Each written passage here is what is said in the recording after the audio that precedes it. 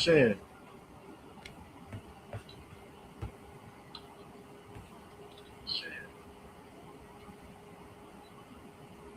I thought the music was playing, but I'm gonna try again.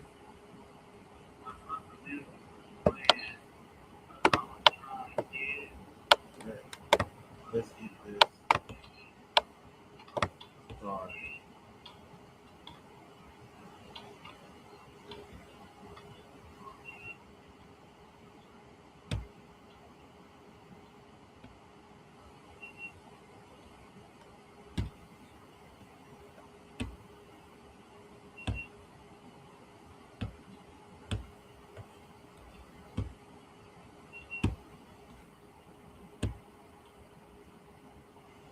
Let's try this one more time.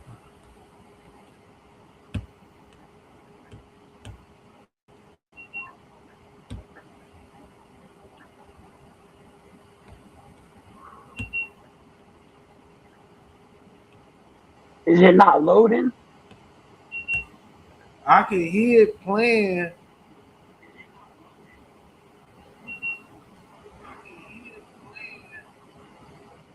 It's because the show is live, bro.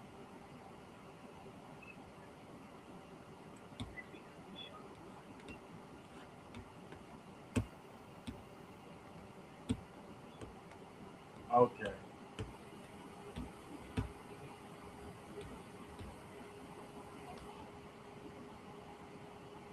What's up? What's up?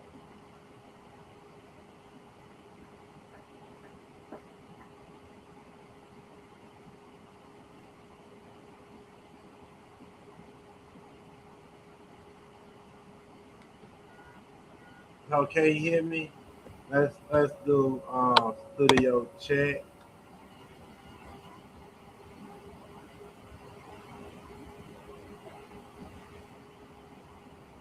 Hello.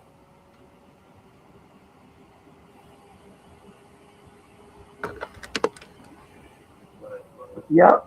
Do the show, man. We out here. Do the intro because the show's on. Can you hear me now? Okay. My headset was kind of messing up, so we live. Everything good? Can you hear me? Yep. Okay, good. Well, our intro messed up, but we're gonna get things started. I'm your host Henry, your co-host Shin Akuma JML. We here at another show. This is Undercover headline. I read the Strait of Hormuz and rising global tension. Let's just say hello to everybody, and I'm glad you is here. We got our number one fan, Latoya Johnson, in the building. Thank you for catching most of our shows. We appreciate you. Hope you're having a wonderful night. So, Shin, how you doing? Hey, man, you already know it's just another day in the neighborhood. Friendly neighborhood. Spider Man's out, so we gonna check that out, and we gonna get a movie review show soon. So I'm a Marvel fan, so I'm excited about that. That's good. That's good. I'll be going to see Spider-Man Tuesday, and we're gonna do a movie review, another movie review. So Hey, I tonight, already got the graphic out too right now too. So let me put it up on the screen. oh, show that again, show that again. I like that. I like that. Oh, man. Oh yeah, I like that. Yeah, yeah. Y'all ready? Everybody, y'all ready for this next show? Come on, we need more. We need more.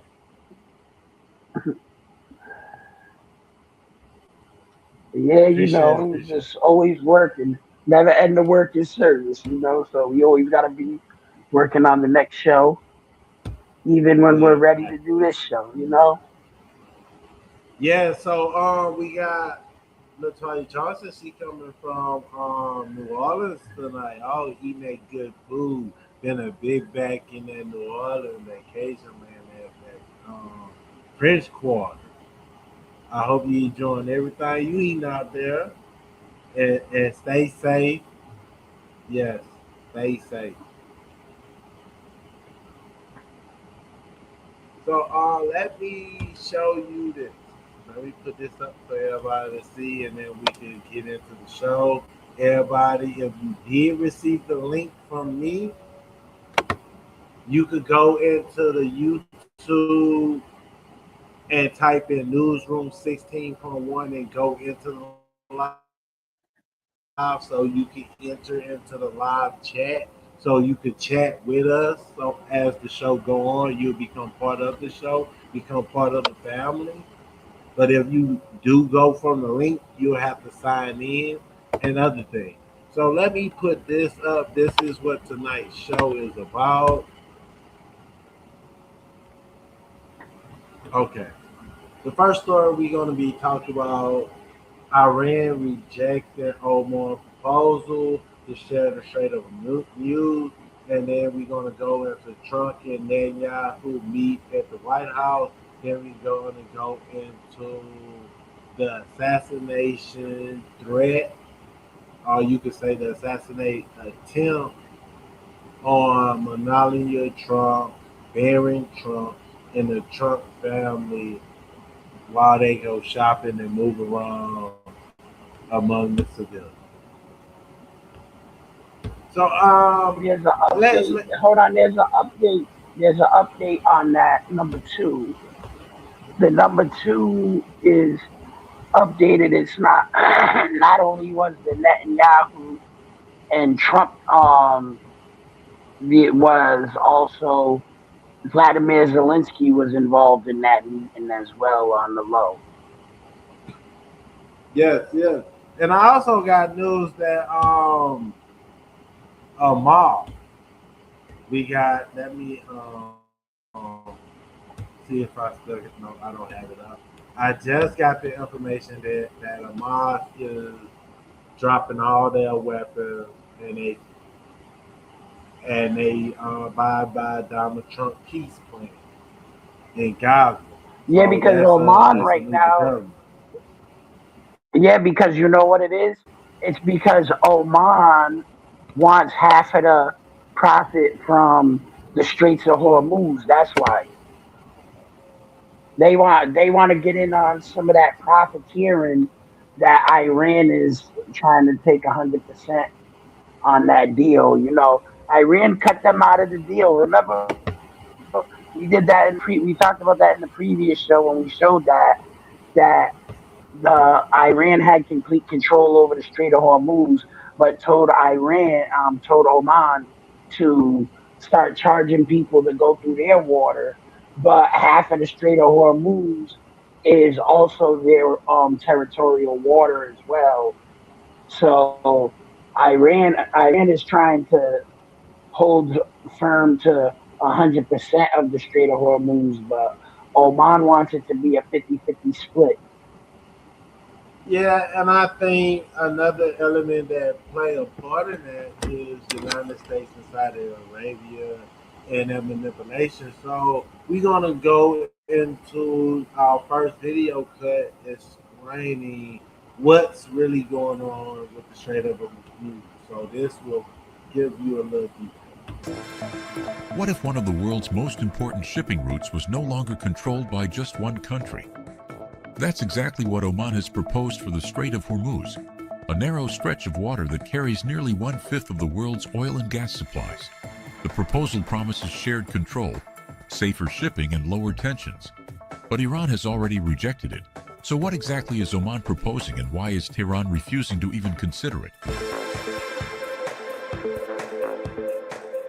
Oman's proposal takes inspiration from the Strait of Malacca, the busy waterway connecting the Indian and Pacific Oceans.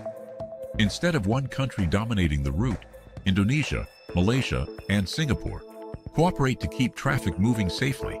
Ships using the strait voluntarily contribute money, which is then used for navigation systems, search and rescue operations, and protecting the marine environment. Oman now wants to apply a similar system to the Strait of Hormuz. The goal is simple: reduce tensions, restore global shipping, and prevent future disruptions.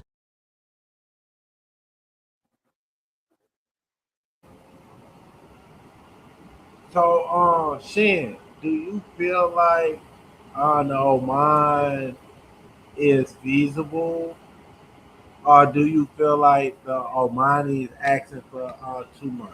Let's throw you in the spotlight. I'm sorry about that. Let's throw you in the spotlight. I feel like it's definitely feasible, a 50-50 split. And the fact that Donald Trump in the United States, Israel, and Saudi Arabia is willing to concede that Oman should have half the profit. I feel like it's a twofold tactic by those allied forces. It would be because they're trying to split the people who would potentially be Iran's allies up based off of profiteering, you know, because Iran right now, if you ask me, is being greedy and taking 100% of the Strait of Hormuz when originally, if it would have aligned up with Oman, they would have actually been a stronger force because then they would be able to lock the Strait of Hormuz down from both sides. But now it's territorial water divided.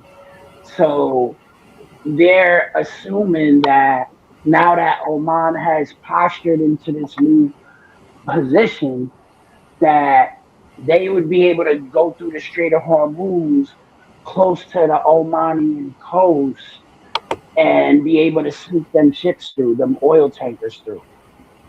And that would be able to avoid the whole conflict with Iran because if we're not driving the ships through the territorial water of Iran, then Iran has no um, actual reasoning behind trying to assault ships or board ships and commandeer them in the strait because they wouldn't be in the Iranian water anymore, and that would be a incursion into Omanian territorial water, which then would be a violation of Oman's sovereignty, which would create another international incident for the Iranians based on the fact that now it would take away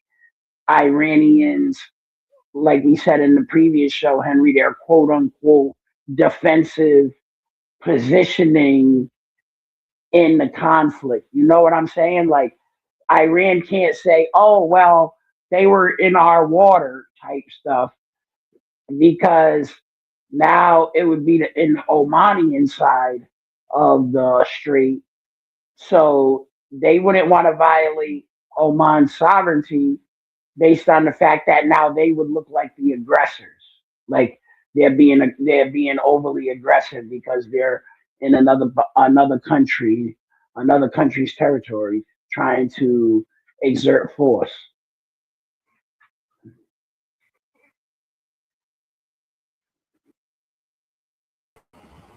What I kind of been seeing recently is I think the Iranians is kind of like forcing the Omani, saying Omani, me, we share this narrow waterway.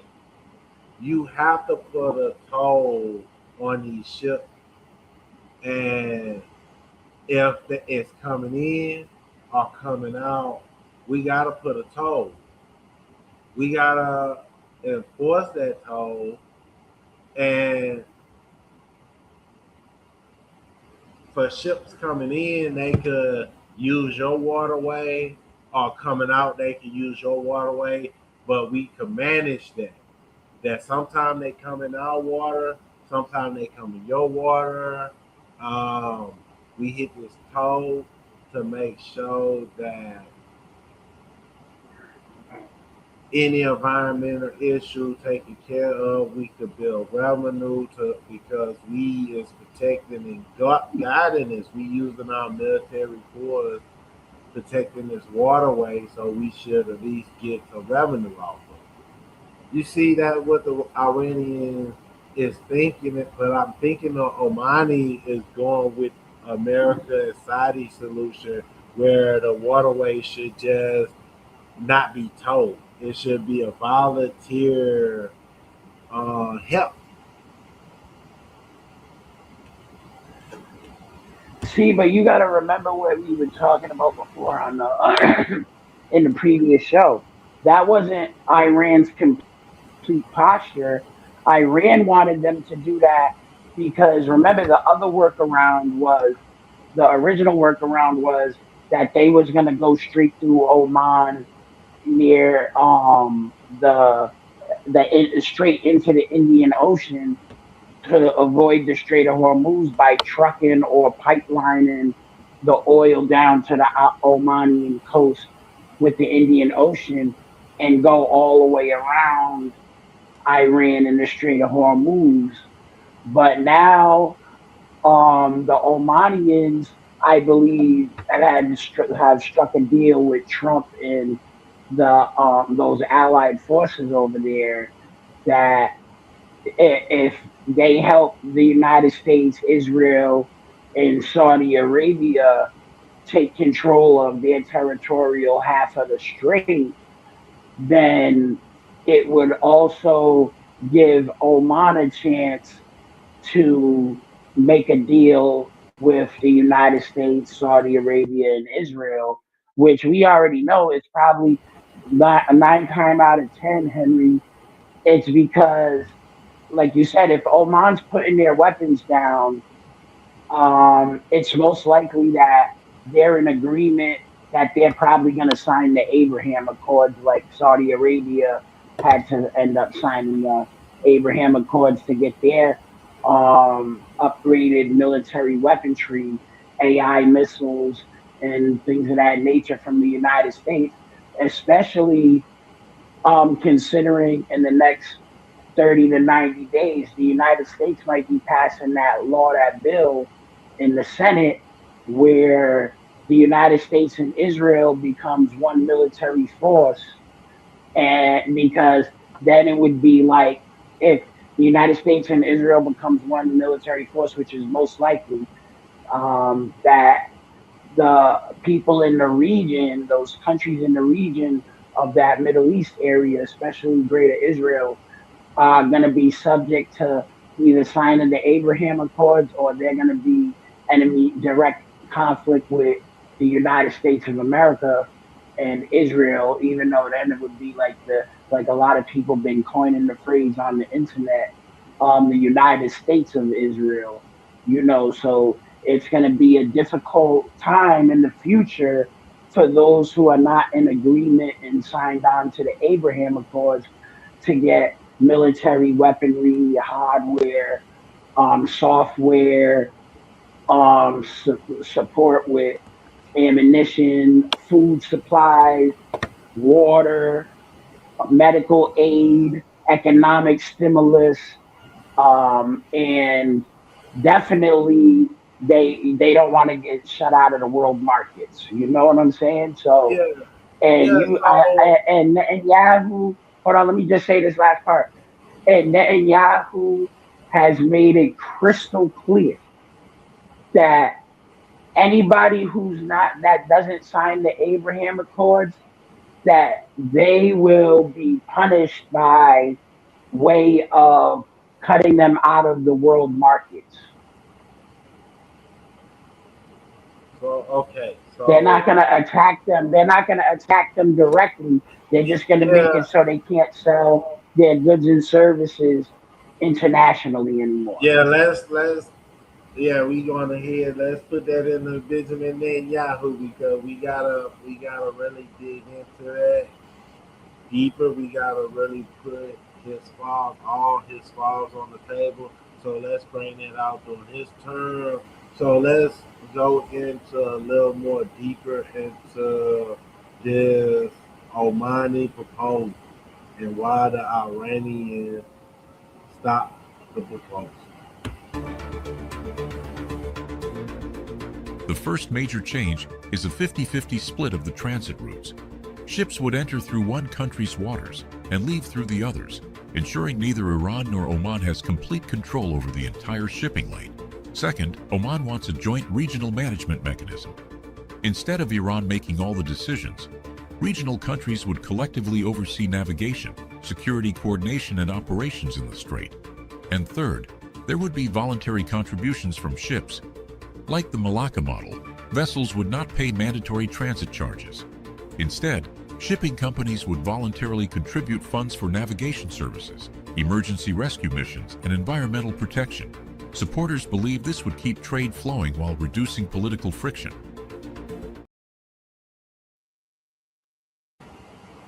So, okay. This is the proposal because the Omani changed it. We know why they changed it because the Omani, they might don't have no friction and they might don't have no military base in allow America to have a military base in Oman or clout like that. But we all know that United States and Oman is like this.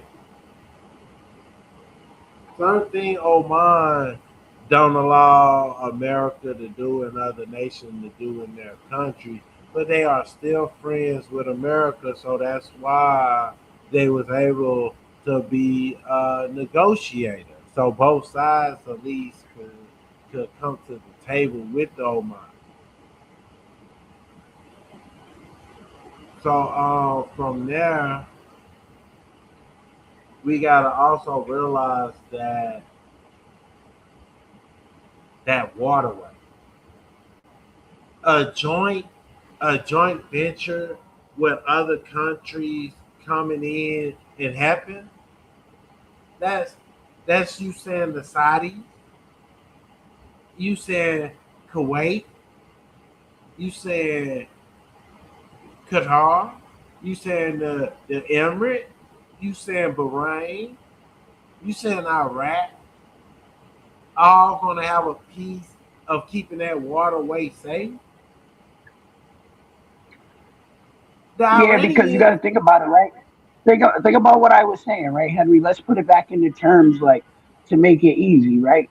Instead of having to name all those countries every time, we just go like with the old World War II type jargon. It's the Allied forces, like you know what I'm saying, like in the Middle East. Those are the Allied forces for the Middle East, yeah. and we know that it's not an interpretation; it's a fact. These countries are in an ally positioning, and if you ask me, it's just more preparation for the World War III, which we've already said is going to be more economic than it is physical warfare, like in the past where it was against Germany and Italy and such, Japan. It's not going to be as much of a physical combat as it's going to be social and economic combat. Who can determine to get the higher stakes in the world markets and the economy, the money. It all boils back down to the who's going to make the money, who's going to control the markets, who's going to control the banking. You know, it goes back into the old rhetoric. So looking at looking at the Omani proposal, I can see why the Iranians don't want this proposal.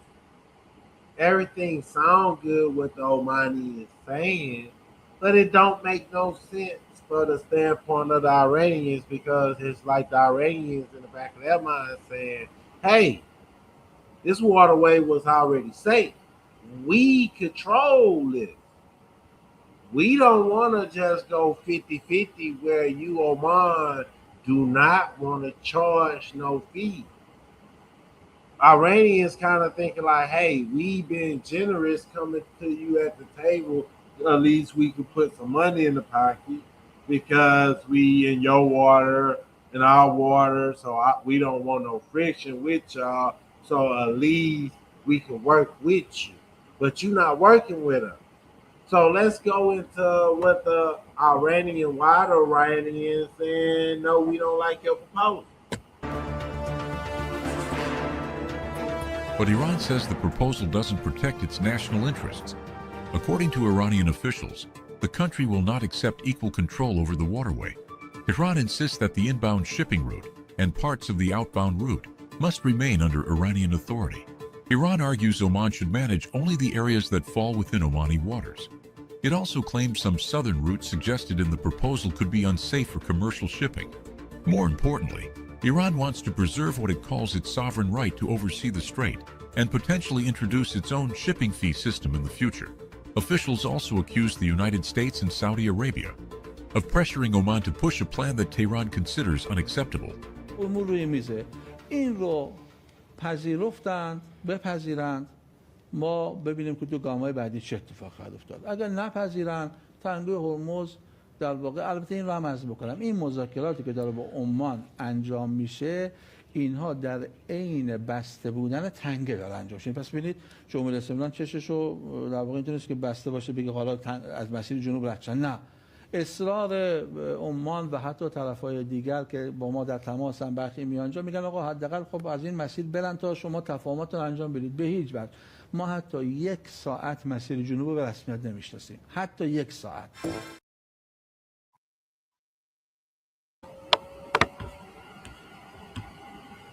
So, Shin, can you hear me? Yes, sir. So, okay, I was able to transfer things, so we should be able to hear the video now. So I'm gonna put it on and then do a test. Then we're gonna play it all the way.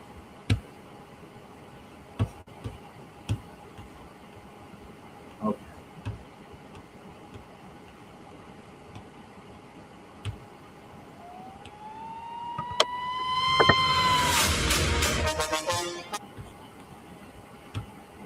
Was you able to hear the music?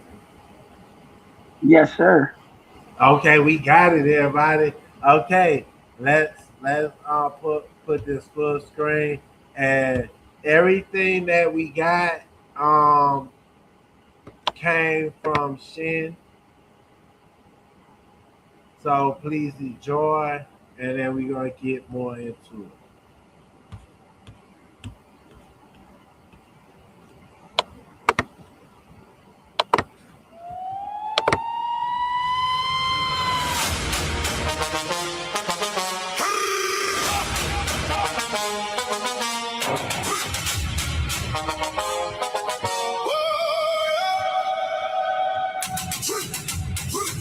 Tonight the maps are shaking, the truth stays on the front lines. Omani words hit the water, the straight the water holds tight. Iran said no, clear and cold. Now every screen feels alive. Oh doubts, fresh alarms, and the whole world keeps his eyes wide. Count every source, check every name, follow the trail, let facts remain. No room for spin, no time for fear. When the pressure climbs, we still stand here. NEWS, never end the working service. NEWS, we stand when the world gets nervous. Newsroom 61, hear that call go through. Hosted by Henry Williams and Shin, Akuma, JML2. NEWS, never end the working service. White House tables, hard faces, Trump with Netanyahu there. Every handshake got weight now, every sentence got the air. Reported threat, security tight, Melania in the crossfire glow. That kind of fear gets named, so the public can know. Track every lid, hold every clue. Ask the hard questions, see it through. No easy lines, no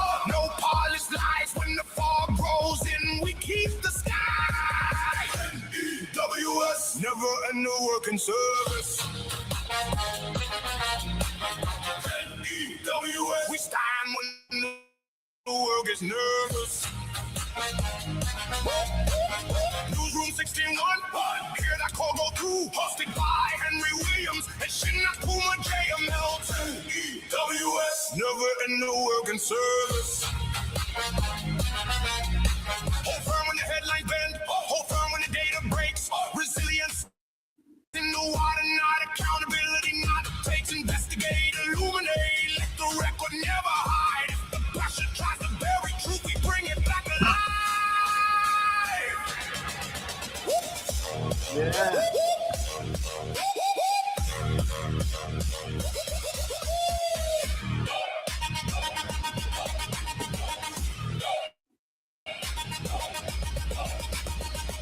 EWS, never end the working service. EWS, we stand when the world gets nervous. Newsroom 61, this is bigger than the view. Hosted by Henry Williams and Shin, Akuma, JML2. EWS, never end the working service. EWS, never end the working service. EWS, never end the working service.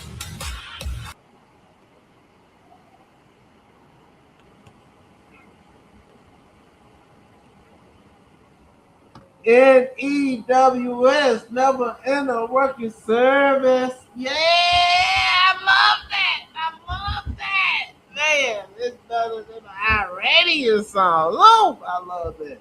Oh man, we doing things. This 2026. We not on this debate stuff and not improving our intelligence, improving ourselves and our knowledge of podcasting and putting shows together.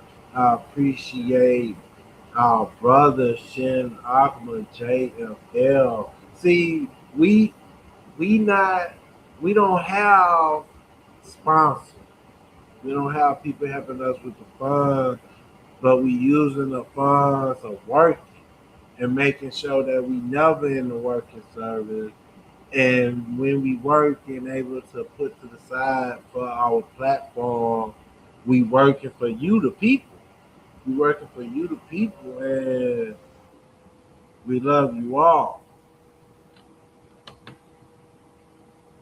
Yeah, you got to remember, it's not like we have a production staff. You know what I'm saying? We gotta. Yeah. I actually gotta take time out of my regular everyday life to learn these skill sets with the AI in order to produce these type of material things. And then it's not like a lot of people would say, "Oh yeah, but you just gotta tell the AI what to do," but it's not always easy to tell the AI what to do to produce quality stuff because you could just tell the AI what to do, but it doesn't mean it's going to come out of a good quality or sound right. So you got to really work on these not just like the prompting and the different questions and stuff that you have to ask the AI, but you have to also know music and know what to say to it for the types of music and how you want it to sound, etc. And it takes a lot of time to learn how to use these AI, and it's very time consuming because the AI itself is very productive, but it's not creative. You know Look, what I mean? look, It, I it don't. it'll start to get a little standardized if you don't put in the work with the actual ability of making it sound like your sound and your customized creativity and creative spark. Look, I don't care if we got any haters in the audience who just a hater. I like that song. I'm gonna make sure before we leave out, we play that song again. Okay, I'm just a little overboard. But yes, let's go. So we got the Iranians like say, hey, you, Oman, you getting influenced by the United States and Saudi Arabia. You want to open this corridor to help the world. We control this corridor. We trying to come to a negotiation with you to make it feasible that we both benefit. But you not trying to benefit for yourself. You trying to throw everybody in the mix that we had conflict with. And Iranians like, nah, we turn that down. We do better controlling all the waterway. All the ships come through our waterway, and we see that when they denied that proposal, any ships that going in Oman water trying to avert the passage that the Iranians set forth, Iranians is hitting them. For when United States hold that little not a ceasefire, that one night rest period, Iran was still at it. Iran was still at it. Yeah, it seems like, if you ask me, it seems like Iran is getting a little bit selfish. That they learn. See, this is the thing, right? Ever since the beginning of the conflict, we have to measure Iran's ambition in the conflict, right? So let's for a moment, because we're looking at it through the scope of the Allied forces, because we're Americans, so it's just natural for our purview to be from the American side of things, right? But if we look at it from Iran's purview, right? Let's put all the coins on the table proverbially for Iran. Iran is a very selfish country, the leadership, the administration, right? Because Iran wants to profiteer off of the Strait of Hormuz. They want to make all the money, number one. Number two, Iran doesn't even take care of their own people appropriately, the administrations. There, then you have number three, any anybody who's outspoken against Iran is shut down or killed or rushed off into oblivion.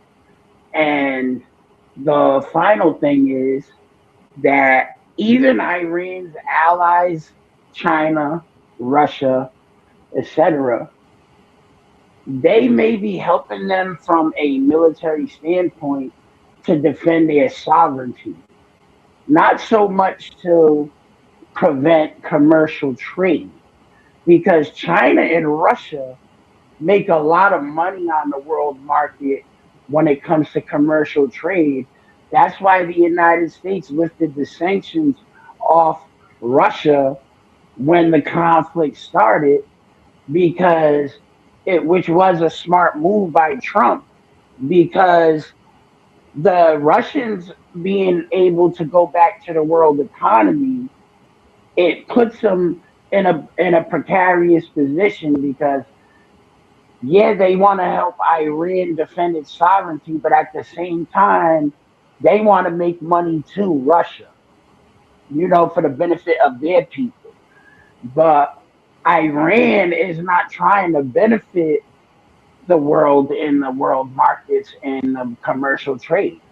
Iran wants to prevent commercial trade in the ambition of they themselves gaining 100% of the profit and making the rest of the world go into economic turmoil, knowing that we need that oil, just internationally, just like if we go into just a regular basis, people need to get to work tomorrow. Like, you know what I mean? People got to drive to work tomorrow.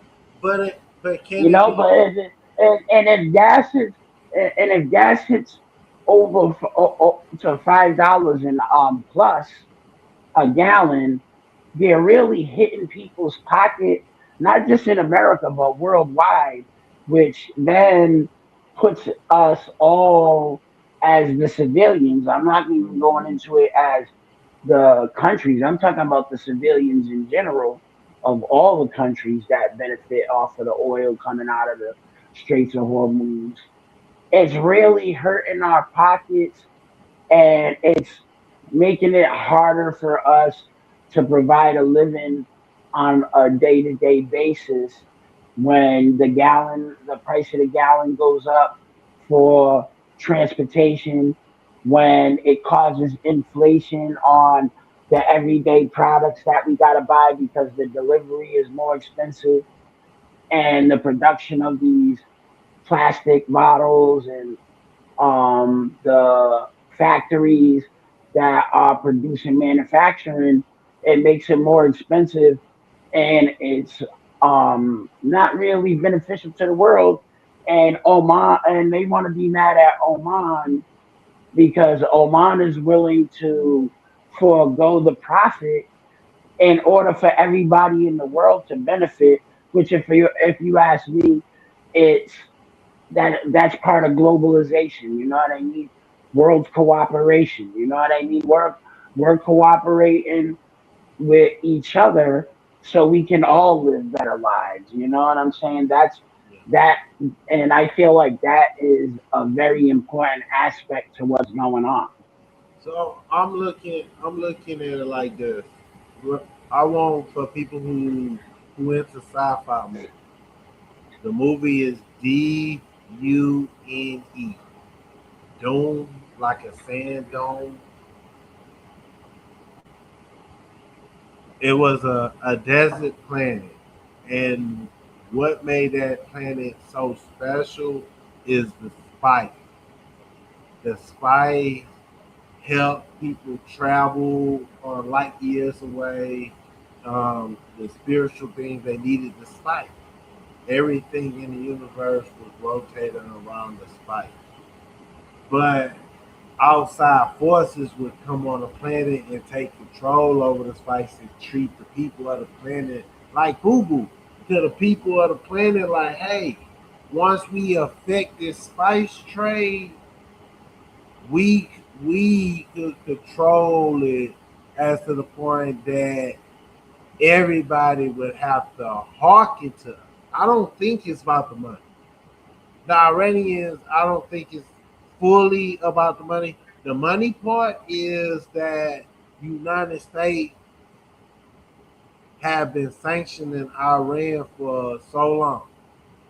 So this is a way to receive money. And the other thing is Iran don't really care about a lot of these countries that is puppets because when the Iran and America conflict broke out, everybody know. United States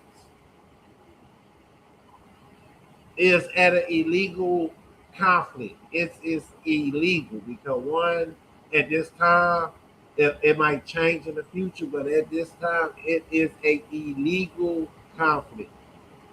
America is the aggressor. America attacked first. We cannot forget that. Only a few people like North Korea, Russia, China came to the forefront and said this is wrong. A lot of other countries stood to the side and did not stand up to the United States. Say, hey, United States, yeah, you wrong because a lot of people depend on the United States, and the United States is like that big dominant force. Like you cannot turn us down. So when it comes down to the Strait of Hormuz, Iran fully got control over. I don't think it's fully selfish to add the Omanis to come in because right now they coming up with agreement. The Omanis, they like, hey, they want to they agree to certain things that the Iranians put to the table as we see the shared route that no one really control the route. At certain times you can get them out of traffic at a certain amount of time. We gonna get a certain amount of traffic. certain areas you can't go because you might hit land because it's shallow, or it might have mines. It might have different things that they need you to guide you through the Strait of Hormuz. And we already know military ships coming through to and from to get to other place. And United States got a blockade against the Iranians.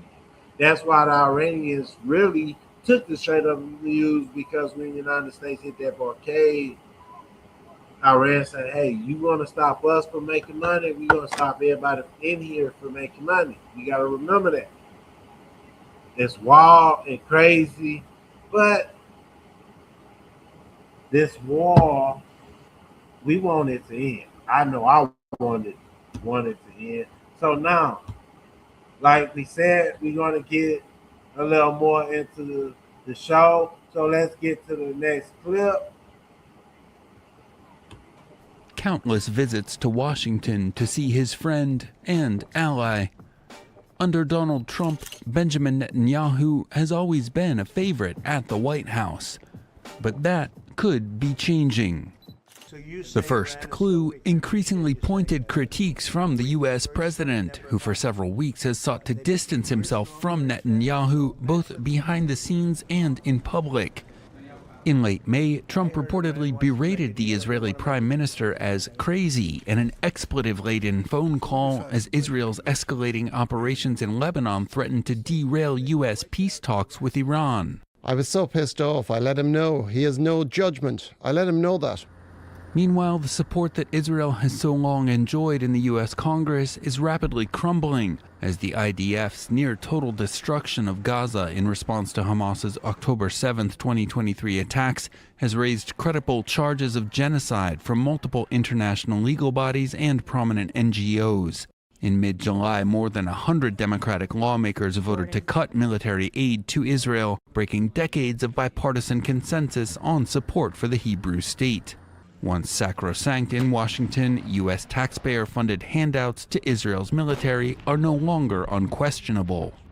Among the American public, Israel's image and credibility have never been lower. A recent poll by the Pew Research Center found 60% of U.S. adults, particularly young adults, have a negative view of Israel, 7% more than just 1 year ago. Yet more evidence of the growing rejection of Israel in its number one ally worldwide.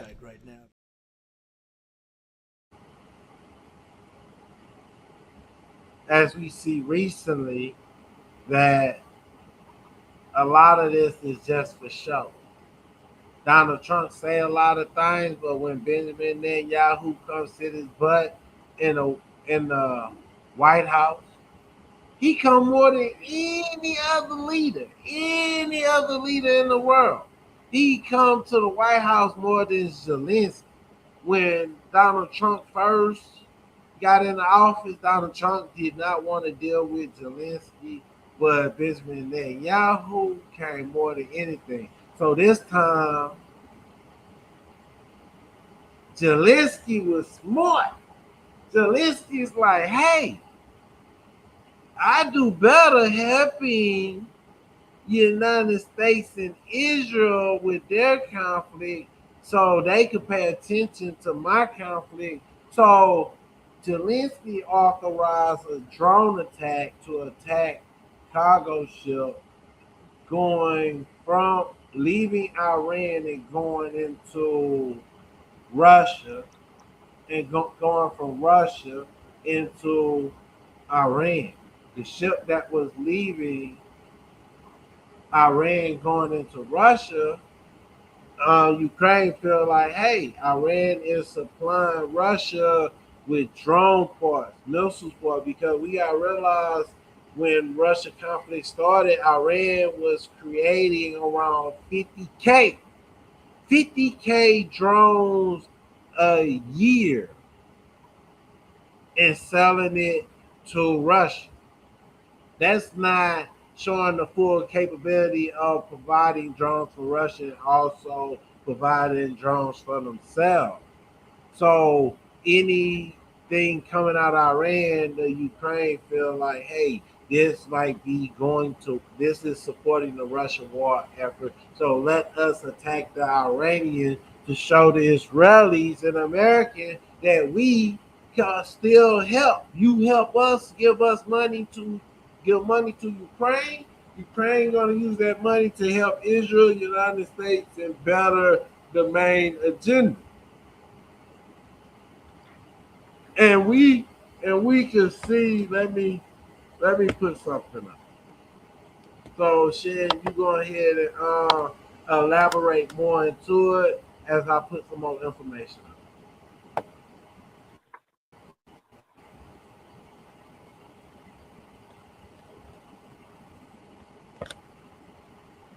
So, you might be busy. So, while I dig up this information, we can talk. So, Benjamin Netanyahu, before he came over here, we had the mayor of New York, Madonna. He said he wanted to, he was trying to see if there's any rules in the rule book to arrest Benjamin Netanyahu, but people got to understand that a lot of people under the Geneva Convention and other articles, diplomat is immune for certain crime.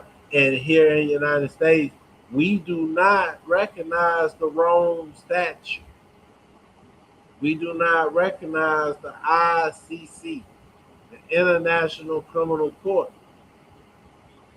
We use it. We as United States, we'll make sure we pay money into it to use it to go after somebody that we dislike. But when it comes down to go after people that don't like America, when they use it to go after countries like Israel, America will stand up and say we don't support the ICC. We don't. So Madani couldn't do nothing. Benjamin Netanyahu came, and most likely. And you have to remember something else. Hold on too, Henry, because I got to say something about that. The reality too is that Mamdani is only a mayor, right? So he doesn't even have enough rank to arrest Netanyahu, even if it was available, even if the United States was on that, what was in that accord, because the federal government is the only ones who have the assertable power to be able to arrest another war criminal, international war criminal, right? Because think about it, he's only the mayor of New York City, which means that at the highest limit, he can only send NYPD to arrest Netanyahu. And at that point, NYPD is not an international body. They don't have international power. They don't have jurisdiction over the county of New York. And they have to understand that without the jurisdiction, they have no power to arrest Netanyahu. Even the chief of police in the NYPD is not high enough of a rank to even be able to assert that onto Netanyahu, like you said, because of a diplomatic immunity. But not only because of diplomatic immunity, but because it's outside their jurisdiction in the fact that Netanyahu didn't commit any crimes in the city of New York. All the crimes that Netanyahu is accused of is not in the city of New York. You know what I'm saying? Yeah. He didn't kill anyone in the state of New York or commit any crimes in the state of New York or the city of New York. So there's no probable cause or reasonable articulable suspicion to arrest him based on the laws that the city of and the state of New York have. That's why he had to go look into the books but the books didn't back him up. Yes, and we also know what Benjamin Netanyahu came from because there's a bill that he need politicians to pass, and he knew the best time to come because we got to realize that he didn't just come to see Donald Trump. He came for the funeral procession of the late Senator Lizzie Graham. RIH, rest in that grave of yours. Shame on you, Lizzie Graham. But it's shocking that he went to Ukraine, ate something, came back, and pop out, he gone. Conspiracy. Think what you want. That's up to you. But yeah. Outside of that, he came to the funeral, so that's where you get Republicans and Democrats in the same place. Benjamin Netanyahu was sitting there, everybody was shaking his hand.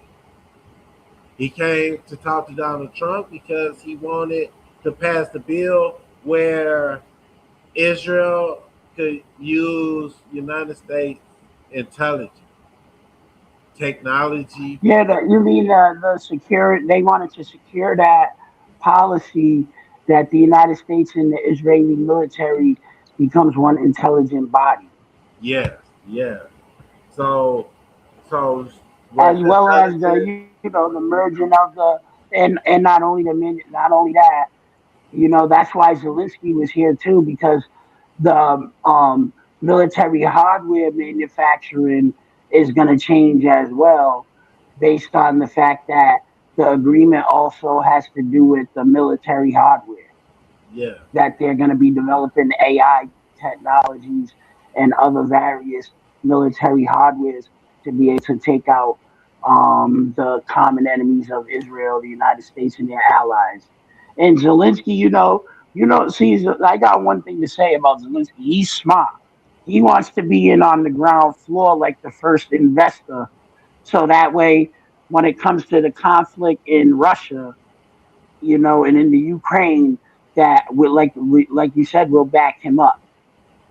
He wants us to be committed to helping him in his war, and like that's why I keep saying, like, it's we might as well go into into the World War rhetoric and just say it and call it like it is, the Allied forces. You know what I'm saying? yeah. And because now The we got Israel, United States, Ukraine, European nations, some European nations. We got Qatar and UAE and Jordan and these different countries, Saudi Arabia backing us up. So now it's basically it's like if we're playing football or basketball out at the park. You know how it is, Henry. yes, Everybody's choosing yes, their team right now. yes, and You got to choose your team. yes, and then before all this conflict was happening, we was hearing in the news about Middle East NATO. We was hearing about two new NATO. The first NATO it was in the Indo-Pacific, and they call it squash. That's where you have Australia, you have India, you have South Korea and Japan. They coming together to create a Pacific NATO. And that's where you get Australia. Australia you was able to get nuclear power sub. And we know the nuclear power sub is from America. I mean, they are capable of carrying nuclear torpedoes, nuclear missiles on board of these submarines.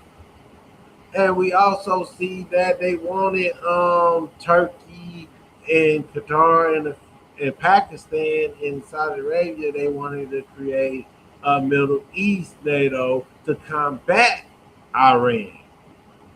So Yeah, because you know what? If we looking at it from like how they did with World War II, it's because they're really setting the stages for the theater. yeah, You know what I'm saying? They're setting the stage for the theaters. Because if you look at World War II, right, and World War One, especially the way yeah, they popped off very disorganized. You know what I'm saying? You know what I mean? They popped off yeah. disorganized. When the wars popped off, they didn't know where the battles was gonna be at. They didn't know that the Nazi regime was gonna take over 3/4 of Europe. They didn't know that the Japanese was gonna take over Asia.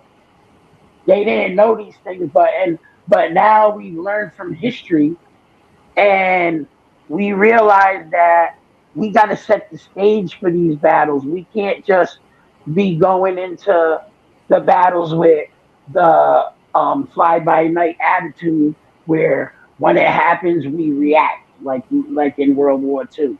Because if you ask me, that's why the United States and the Allies lost a lot of troops and there was more years spent on World War II than was absolutely necessary had they been prepared in advance for that type of conflict, right? And I So this also time they're trying to set the stages by already being prepared in these general areas by saying, like, for example, how you just brought up India and Australia.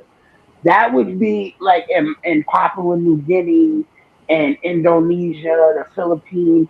That means they're getting ready for a possible direct conflict with China in those areas. Because you know that's a highly sought after international spot to get commercial trade. You know, so and not only that, those you got to secure those waterways. We know whoever secures the waterways is going to be the ones with the upper hand when it comes to logistics. so here And we if you go. know, and if people really understand So right here, more so. Hold on, let me just say this last thing for the people to have an understanding. More so than the conflict itself, right? The direct conflict outside of direct conflict itself. The most important thing in order for you to win any war is logistical support. If you can't control logistical support, then you're never going to be able to win the war. You're going to be defeated.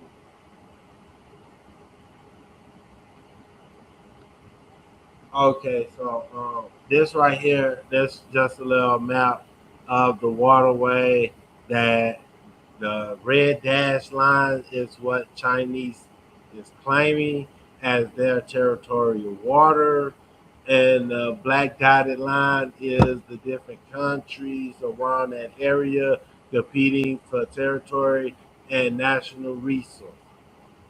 These are the And you see how China is trying to control, the exclusive economic zone. right? So And you see how China is trying to secure the throughway when it comes to passing through in between Taiwan and the Philippines. They're really trying to control that area because that's the gateway to the West. You know what I'm saying? That's how you get to California by sailing from the West through the Pacific Ocean.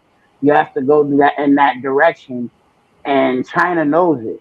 So they're trying to control that logistical support right there because if they can cut all those other countries off, like Vietnam, Cambodia, Thailand, that they'll be able to gain economic upper hand on those countries in a way where they'll have no choice but to deal with China.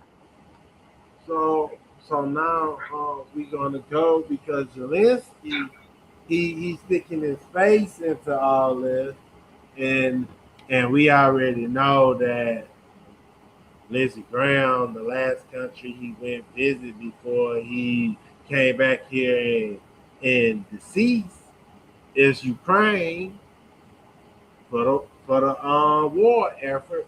So can Iran hit Ukraine in the mix? Can can Iran strike Ukraine? Iran ballistic missile arsenal. Iran ballistic missile have the capability of wiping out Eastern Europe. Eastern Europe, wiping it out. See, we know that Ukraine don't fully have a good air defense. The Russians is hitting Ukraine with missiles day and night. Drones also. The Ukrainian got technologies that helping them to take out a lot of drones, but the missiles, the Russian missiles, cannot be touched. And the And Iranian the, and the missiles, Ukrainian and the Ukrainians don't really have an air force to speak of either. yes. So Iran missiles can reach. It can reach Eastern Europe. Iran And MRM. we already know from and we already know from the examples in Israel that the Patriot missile system is ineffective at stopping the Iranian Iranian missile attacks. So Ukraine is very vulnerable in that aspect right now too. And I think Zelensky is feeling that if he's going to be putting offensive capability against Iran on the table, he knows he got to be prepared for retaliations. So you have see Iran have missiles that can reach. See, all they need to do is use a missile that reach 200, no 2,000 km. But they got missiles that can go up to 400 Four km. thousand. Yeah, 4,000. You My mean bad. 4,000? Yeah, 4,000. I, I can't really see the small words. Forgive me, everybody. But yeah, 4,000 km. I, that is the Sinjar and the Emad. They can strike Eastern Europe with these targets where Iran Shahid 136 drone. A drone, people. This people gotta realize this is the drones that Iran is selling Russia. Just like Ukraine used drones to leave Ukraine territory, fly over the Black Sea, enter into the Caspian Sea and hit Iranian target. Iran have the same drone capability to make a one flight trip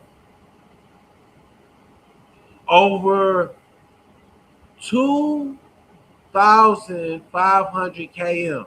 That's Ukraine out top. And Ukraine would not know where it came from and how to stop it.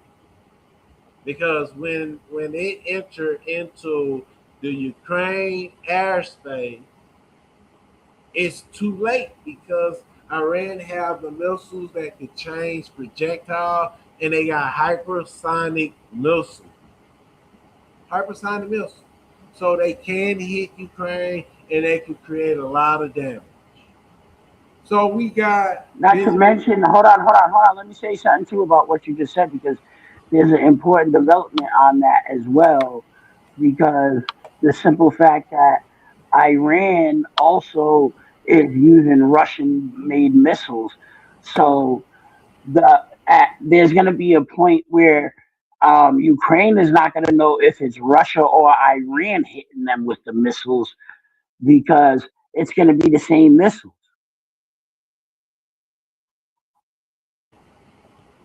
You're right. You're right. Facts. Facts. So Was let's it an Iranian attack or was it a Russian attack? So now that's where it's going to start getting into some little bit of confusion, and which the Russians is probably like all for it because they want to they want to make sure that Ukraine is going to suffer the consequence. So and it's going to be able to give them the ability to use misdirection. Yes, yes. So we're gonna go and listen to the Iranian general who is the commander in chief of the Islamic Republican Guard, the IRCG, War Corps. And what he say is the mission of the Iranians. This is their mission. This is what they are doing. You can take it as word of south, saying they using it as propaganda and believe everything the United States government is telling you, or you will take that as greater than South. Let's drop to it.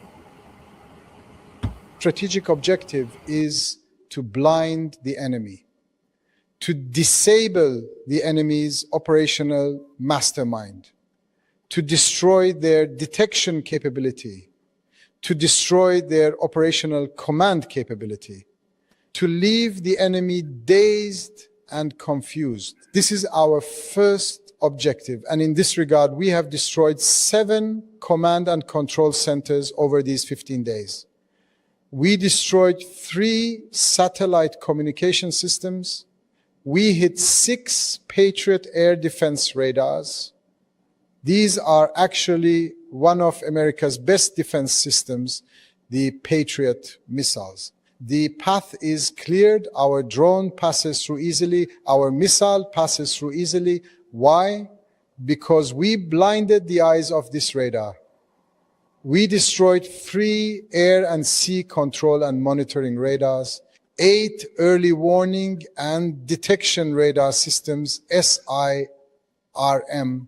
We destroyed this. We destroyed 7 air defense missile radars. We destroyed 3 EPS radar systems. We destroyed 2 EPS 117 radars. We destroyed 5 long-range radars. We destroyed 2 air defense radars and 1 tactical radar system. In order to weaken and gradually destroy the enemy's operational capability, we must target their support and logistics centers.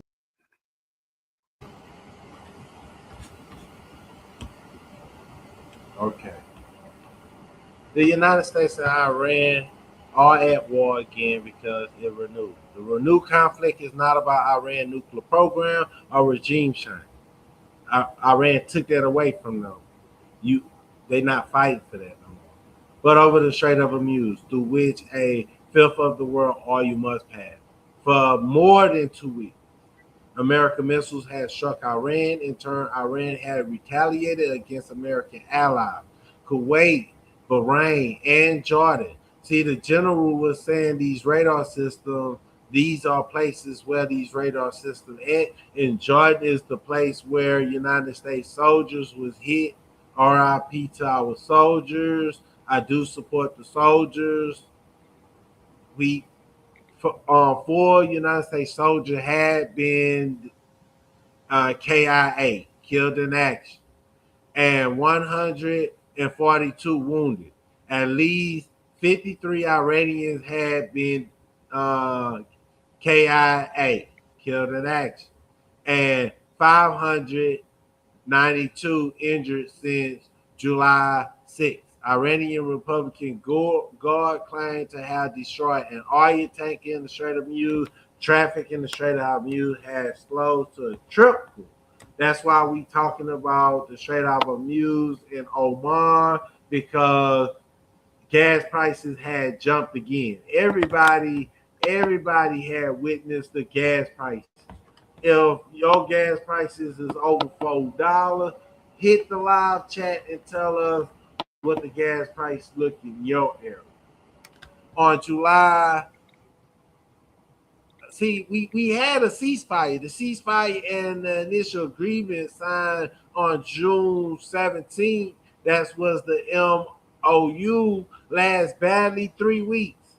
Undue by rival reading of a deliberately vague text.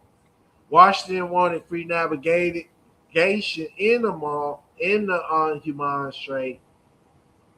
and wanted it to restore. Iran insists that it was the masters of the strait. While traffic resumed, ships and tankers avoided the mine center route of the strait and hugged its southern coast close to Oman under American protection, or sailed along the northern coast close to Iran, where it leveled a tow. Iran said, "Hey, you hugging our coast to stay away from these minefields that we place. So you come to the northern coast, we're gonna pay you." America, they escorting these ships. We're gonna hit these ships because we beefing with America. These are American ships um, escorting these ships, so American ships are the target.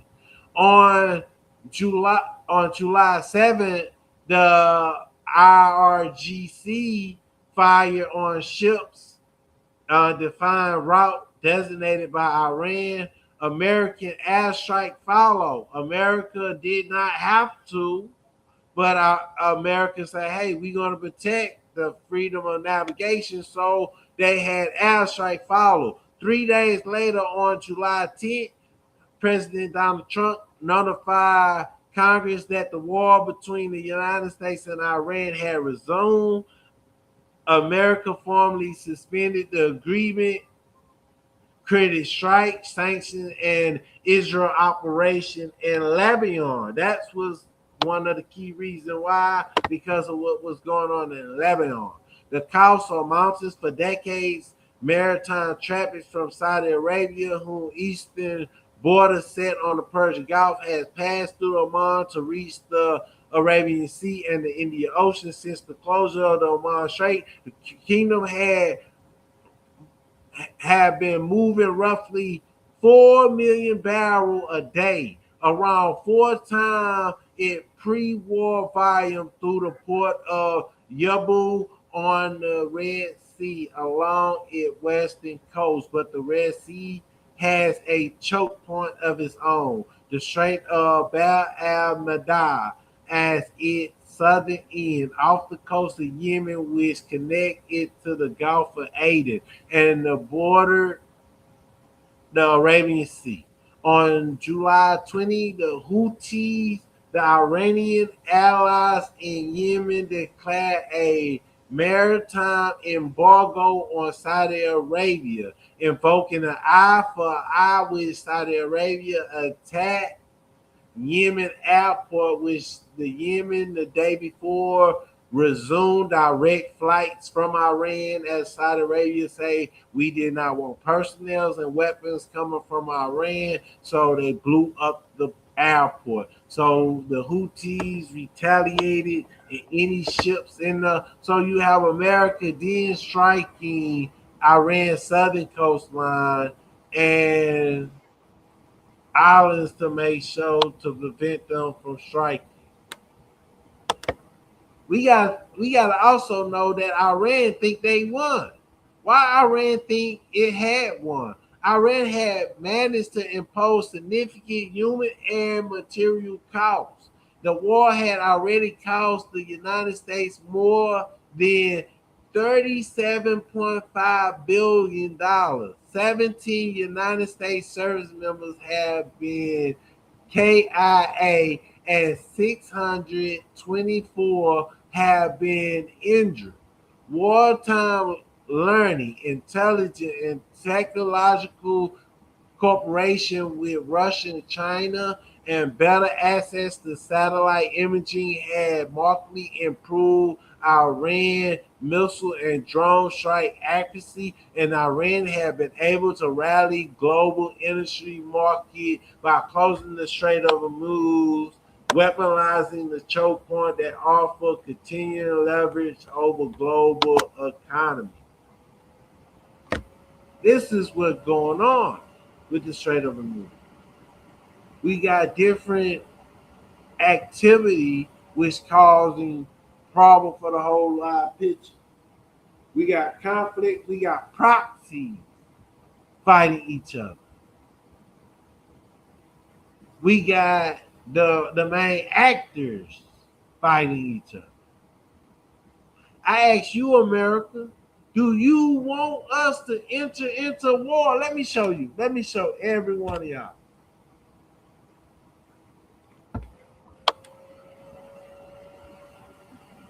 Now,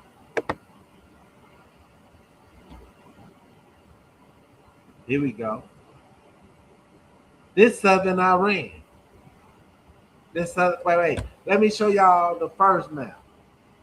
This right here. We got in the north, the northeast, north central, and the northwest mountains. You have in the south east and the southwest mountains. You have in the east and the west mountains. Mountains, like a fortress, a square. How the mountains look. So let's just stay in the southern region. Let's show. This that southern mountain. Look, that long mountain range. Let me show you again. See that the Strait of Hormuz all the way to Iraq. This long mountain range. Look at these mountains. Ain't no valley wide enough. Ain't no mountain high enough to keep the Iranians from hitting you, baby. They hiding all in the mountains. American troops, if they coming from the south, they have to go through this mountain. They have to go through this mountain. How you going to get through that mountain? You got to climb that mountain. You got to find a pathway through that mountain if they haven't set militant booby traps and everything, because they know that terrain better than you. What about not to mention just the natural weather is going to be atrocious. Yes, and people got to also understand, once you leave the mountains, look, this is the southern part. We still in the southern part. So let me show you this. See this orange area? Once you pass that orange area, it's desert, all in the middle. If you marching from the south and you trying to get to Tehran, that's going to be a problem, because look, you got these mountains. You got. So now, people say, oh, what about the Iraqis? The Iraqis went to war and they took territory. Look at it. Let's look at it for real.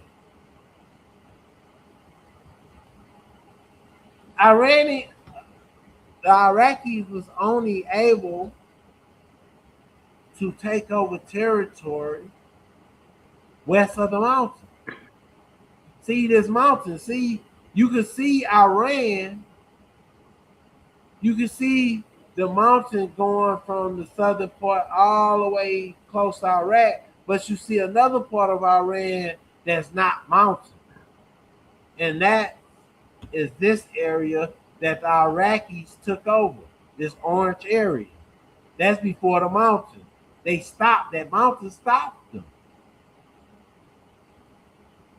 And that's where you got to take into a consideration that it's like the Iranian general said, that the only way the United States is going to be able to put boots in the ground in a significant number is they're going to have to use a high level of logistical support when it comes to the aerial insertions. They're going to have to do like Vietnam, and they're going to have to be bringing a lot of soldiers in on helicopters. And if not, it's going to have to be airborne rangers where they're going to be jumping out of airplanes. And really, you don't really want soldiers jumping out of airplanes, because parachuting, that this makes you a sitting target while you're going to the ground, and where the helicopter can just land and you can just jump out, so it's going to be a logistical nightmare to put ground troops into Iran. Yeah. And like, and it's going to be one of those type of conflicts where, like I've been saying, there's not going to be no retreat once you get in there. There's not going to be no medevac. They're not going to send the helicopters to be picking up wounded soldiers. And like the Iranian general said, it might get so deep that they might not even, the American forces might not even be able to get the bodies out. Yeah. Yeah. So And you know what that means? That means that, and that should also be a concern because it's reminding me of, Black Hawk Down, that scene where the American soldiers that got killed by the Somalis, the people started parading them through the street like they did Gaddafi. You know what I mean? yeah. And and if we're not able to extract them bodies out of there of those soldiers, they're definitely going to be using them as trophies and propaganda tools in their further pursuit of a conflict with the United States. Yeah. So see, Iran can't last this war for long. The first challenge Iran Unless is, it's boots in the ground. yes, if it's boots on the ground, that's a different story. But at this time, the first challenge Iran is facing is the asymptomatic of pain threshold. American credibility on the line, but Iran territory is being hit hard. We gotta outside know that their territory is getting hit hard. Year on year inflation in Iran had reached an astonishing 88.6% by late June. In southern Providence, where these missiles are hitting the most, renewed conflict is causing inflation. Inflation in Iran, southern Providence, because the scarcity of goods. You got, I say, 101% inflation in one Providence. That's the highest. Iran energy minister had asked the citizens to Remember that ration means double the price, bro. electronics. Yeah, Remember, and 100% means that for the public to know, because not a lot of people understand math with that type of accuracy. That if they're saying that the inflation is 100%, that means 101%. That means that people are paying double for every item. So if a loaf of bread normally costs $3, they're paying $6 for the loaf of bread. yeah, yeah. See, the Islamic Republic crushing a nationwide uprising in January has an economic. They have an economic in free fall, and is fighting a war with America. Its most dangerous front may prove to be the domestic. See, the Americans still waiting for the people to roll up, but people got to remember that in this conflict, America was the reason for that. So the Iranians looking at it. So See, you they know were what's the real feeling that issue their is patri- that way their patriotical duty is coming in. The Iranian people more like, hey, we can do it ourselves. Once the outside do it, they messing up things. So what you were and you're saying? forgetting a key factor too, Henry, that um the reason why Iranians is suffering such high inflation is because we canceled them on the world market. Yes, You know, yes, the United States, we're seeing inflation, yeah, maybe like inflation by maybe like 20%, 20%, like like for example, if it's 20% or like 10, 15%, that means like we're seeing the price of stuff go up 25 cents, right? Like, you know what I mean? That's not killing yeah, us. And you know what I mean? If think about it, if the loaf of bread is $3, we'll go back to the loaf of bread. example, if the loaf of bread is $3 and it goes up to 3.25, it's not really killing our pockets, right? But in Iran, it's $6 off of the $3 loaf of bread. So you got to pay double the value for half the for half of the actual material. So it's not really affecting us in that aspect. It's more that's why Iran is going for the gas. You know what I mean? They're going for the oil because they know that that's the way they got to hit us the hardest in order for it to affect our pockets.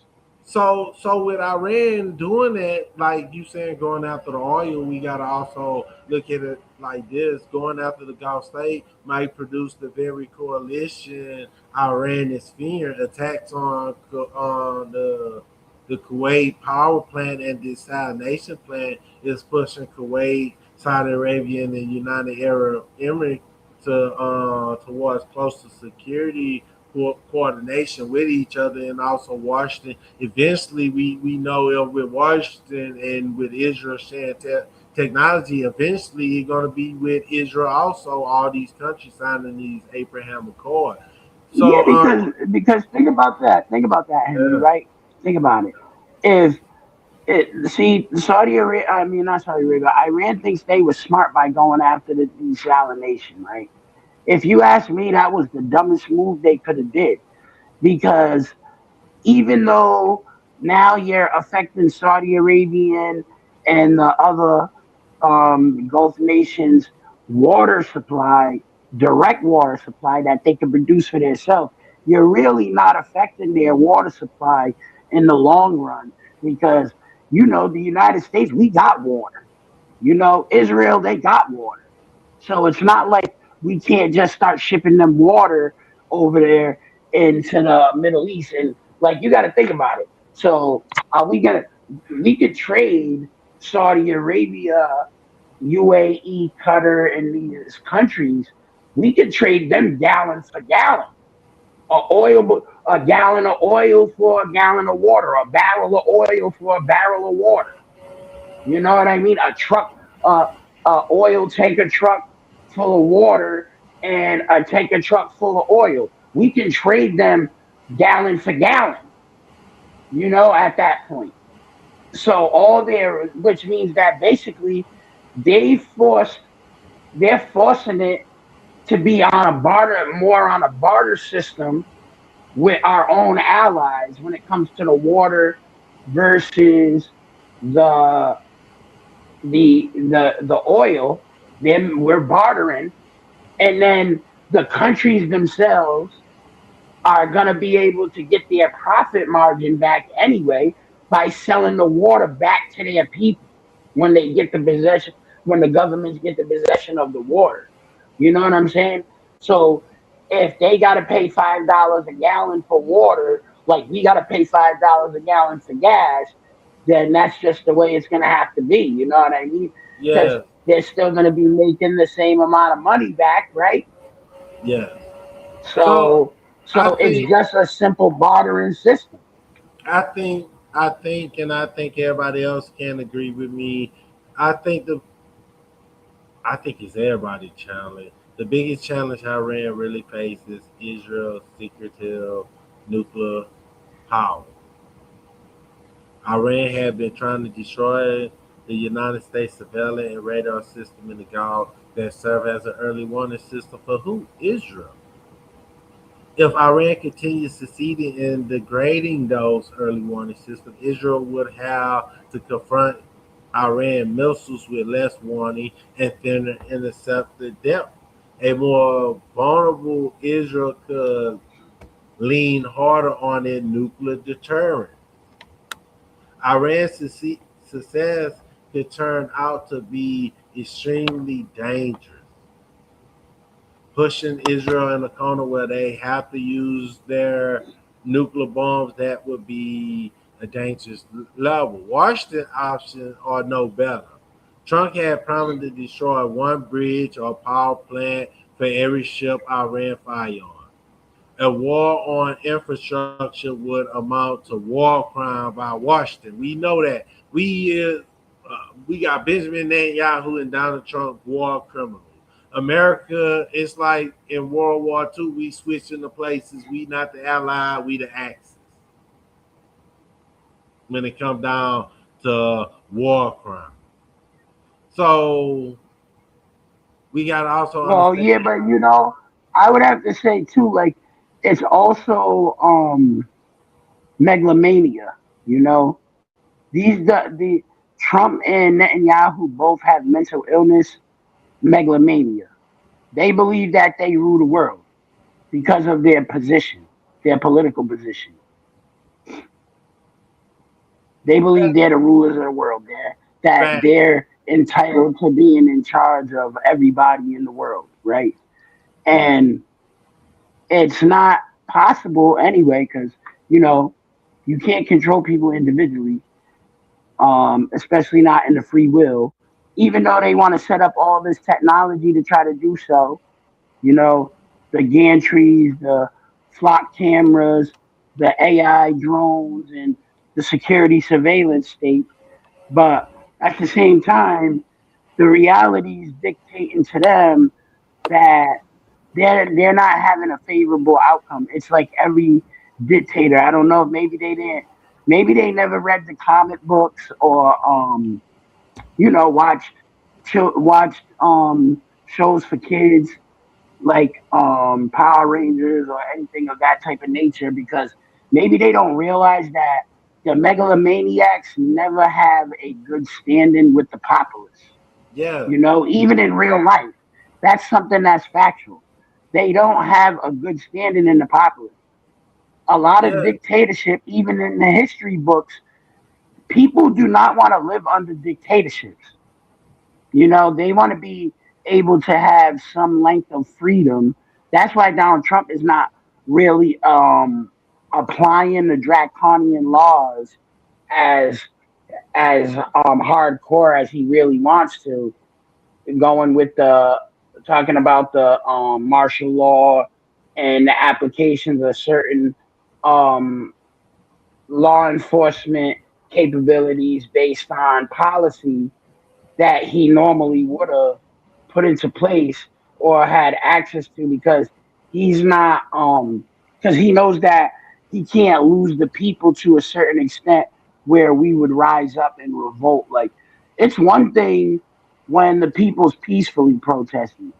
It's another thing when the people is out here rioting and willing to go against the government in a physical capacity. Like during the Biden administration with the riots and how they were using physical force to get their points across, right? Yeah. And Trump doesn't want that because it's not going to be good for the economy. And see, and this is one thing about about Trump being a businessman that a lot of people misunderstand. He's not gonna. He wants to be in control, but he doesn't want to lose the profitability of being in control. Yeah. Meaning that if he stops profiting, even if he, because that's not a balance for him, right? If he stops profiting, it's not worth it to him. Yeah. It's not going to be So worth the cost. even with what like Donald Trump and the committing war crimes that some people deem fit title of it, we could also say that whatever happened, it's not changing Tehran calculation. Iran will retaliate against Gulf infrastructure, and the destruction would spread across states. And a lot of people are going to believe a lot of these parties don't have nothing to do with it, but Iran is not hitting these areas just for nothing. But airstrikes on Iran, most sensitive nuclear factory, would also yield little. Trump had threatened to very heavily hit the area around Pickaxe Mountain, a fortified underground site near Natal, one of Iran's primary nuclear enrichment factory. Such an attack will produce similar logical effect and trigger Iranian retaliation against energy and other critical infrastructure in the Gulf. With the International Atomic Energy Agency locked out of Iran since June 2025, and the fate of nearly 400 kilograms of highly enriched uranium unverified fresh air strike on nuclear facility in Iran would make it even harder to determine what nuclear material and capability remaining, where they are located, and how quickly the progress will rebuild, or how long the program will rebuild.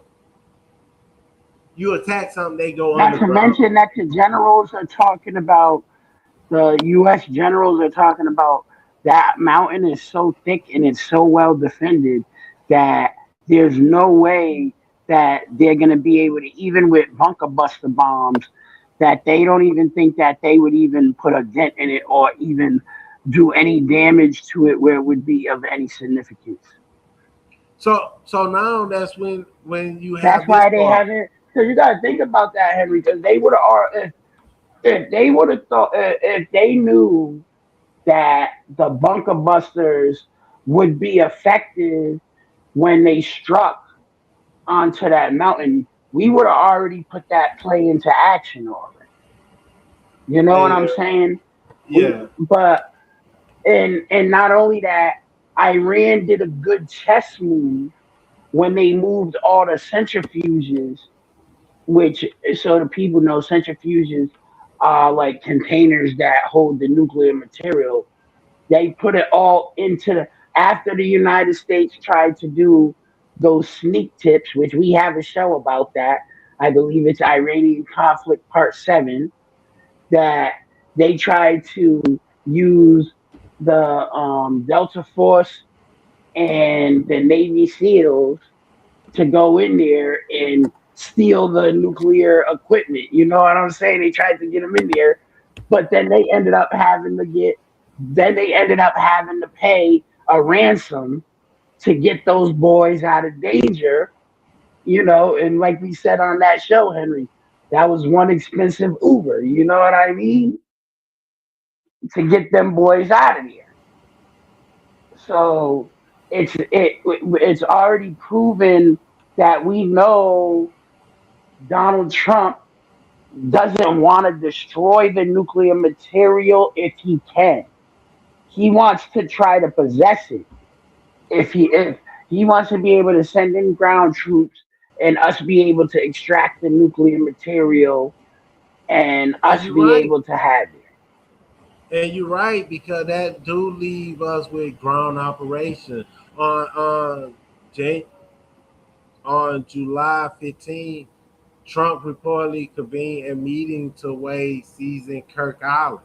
We gotta remember what Kirk Island is. That's where through which 90% of Iran um, crude export pass. You feel that's where the oil and the refined goods pass. 90% for the Iranian on Kirk Island, and Donald Trump wanna take that out and other territory, other islands around the strait. United States officials told the Wall Street Journal and other news agencies Trump remained reluctant to commit ground. He kind of like, I'm gonna think about it, but I'm kind of reluctant. I kind of feel like if I send ground troops, everything that I achieve will go down the drain. They will not remember me for nothing other than committing United States ground troops. And he don't want to do that, so he kind of reluctant of sending ground troops. The threat of a ground invasion is only a threat as long as it stays a threat. Kirk and other such Iranian islands are hard to take and harder to hold. Their occupants will sharply reduce Iran oil revenue, but it would not necessarily compel Tehran to reopen the Strait of Hormuz or a South America turn.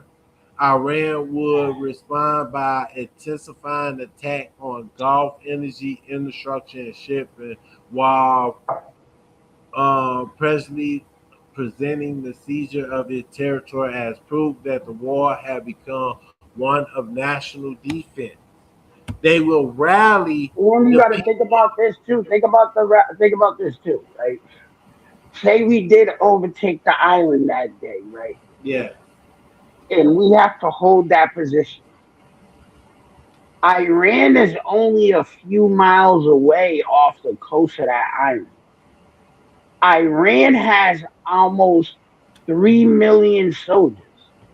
They got 1.5 million active. They got 1 million reserve. And then they got another 500,000 of civilian that they're training at this moment in time. So even if we had, because remember, we sent special forces onto the island, which means at the most it was 6 to 10 people. You know what I'm saying? And then we would have had one of those battles like I forgot what the movie's called, but you know when the CIA and those Marines got caught up in Libya. You know what I'm talking about? yeah. I don't know I if you've seen hey, that movie. I need your help real quick because I could see but can't really see. It's late. So California cover approximately 163,606 square Six miles. hundred and six 696 square miles. Okay, that's A 96. circle with a circle with a 500-mile radius covers approximately 785,000 square miles, nearly 5 times California's area, not 1.5 times California's area. So this is so So five it's saying times. that. So it's saying. So listen, 5 times California's area would be. Hold on, 785,000 miles. Let me see. I'm gonna check something myself real quick. While you checking this out, let me show this picture right here with that. See that orange? We not talking about the green. We not talking about the light green. We not talking about the red. We talking about this orange strip. Not even all of the orange strip, just from the southern tip right here at the border of Kuwait, Iraq and Kuwait, all the way past the Strait of Hormuz. That means it's still parts of Iran. You take 5 California, and it will fit into the southern part of Iran. That is crazy. With that, y'all gotta also Now understand listen this. to this. Hold on. Listen to this. Listen to this. Okay, Right.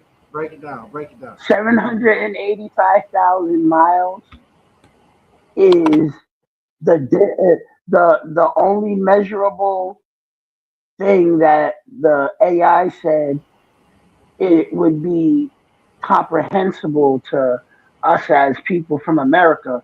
Because remember, from California to New York is only 3,000 miles. Yeah, We're talking about the AI said we're talking about the distance from the Earth to the moon. We're yeah, talking about the distance from the Earth to the moon. That means that we would be able to go to the moon most likely before we would be able to occupy Iran. yeah.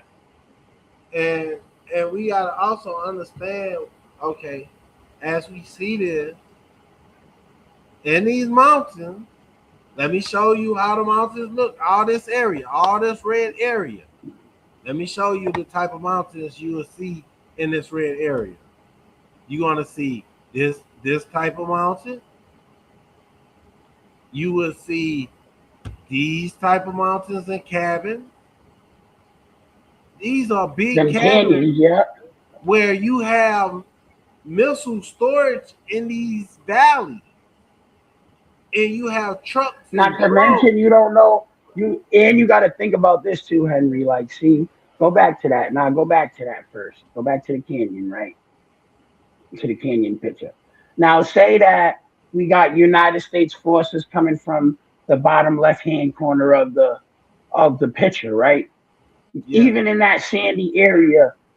Now you got to look at that straight across. That looks very camouflaged. So they could have snipers and all type of equipment and personnel hiding in those mountains right there, popping out the caves. Remember what we said on the previous show. I think it might have been Iran Part 8 or Iran Part 6, where we were talking about how Iran has mountains. In the mountains they have those doors that look like the mountain. So if they close the door, you don't know that that's that's accessible right there. It looks like the side of the mountain. So they could just open up that door real quick, light them troops up, and then close the door. You know what I'm saying? It's going to be a and lot it's of also important exposure that a in those contract, type of areas. and we gotta also understand. Okay, we got M16s, we got AK-47s, but we gotta also understand that it is rumored that a contract was signed between the Iranians and the Chinese covering 300 to 400 QW-12 and FN man pad. That is rocket propel rockets from your shoulder. In them canyons, rockets could come out them canyons and go and hit drones.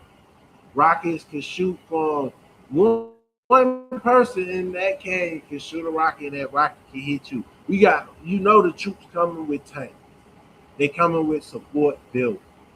But you look at these canyons, some of these areas might be very thin that some of these tanks and some of these Humvees will not be able to make it through some of these areas. Come on, look, Henry. We wouldn't be able to use any in that area if we're looking at this Yeah. cannon right here. We're being honest, and We, it's going to be a lot of grappling hooks and zip lining that they're going to have to do, and and if you think about it, that's a lot of exposure. You know and what I mean? also, If you have to zip line from one side of this canyon to the other side of the canyon, and you don't know who's gonna pop out while you're on that rope. You know what I'm saying? Zip lining across the canyon, who's gonna pop out and start shooting?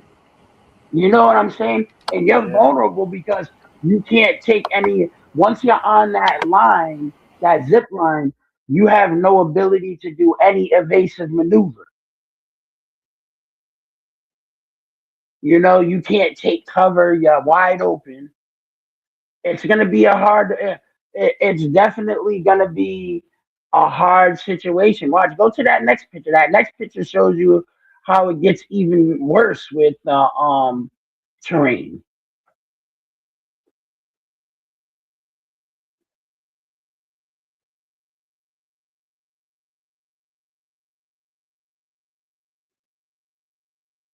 Now we have the these little mini mountainous terrains, and these things are look even worse because even if you're going through the trails, you never know who's above you or who's around those rocks.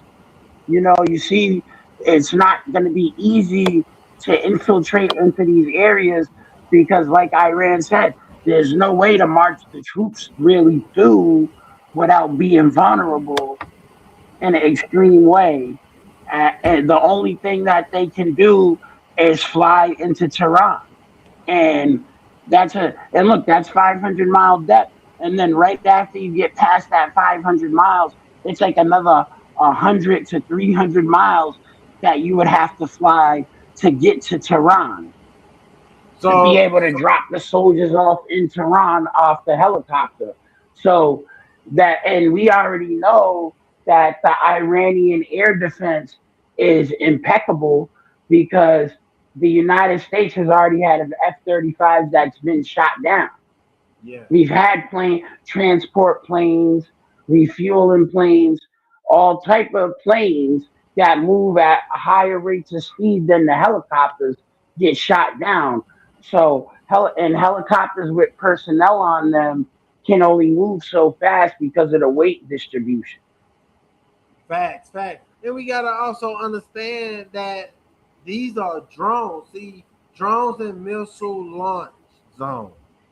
So let's say the drone that way in the back. That's 500 miles in a country that it could fly. But we got to also understand that that drone could make it up to 2,500 miles. So Which, that and is then you got to take that into consideration still that that 2,000. same drone, that you got to remember too, Henry, what you're saying. That means that that drone can fly around 4.5 times the area. Because if it's 500 and it's 4.5 and 2,500, that means that 500 can go into the 2,500 4.5 times. Yeah. So that drone can be circling that area. So what does that mean? That means that we could be flying the troops in, and that drone could just blow up the helicopter. So so right here we got a Ford F-150 Super Crew, Super Crab. So that means you got backseat. It's not like them old trucks that you got a big bed, but it's a decent sized truck.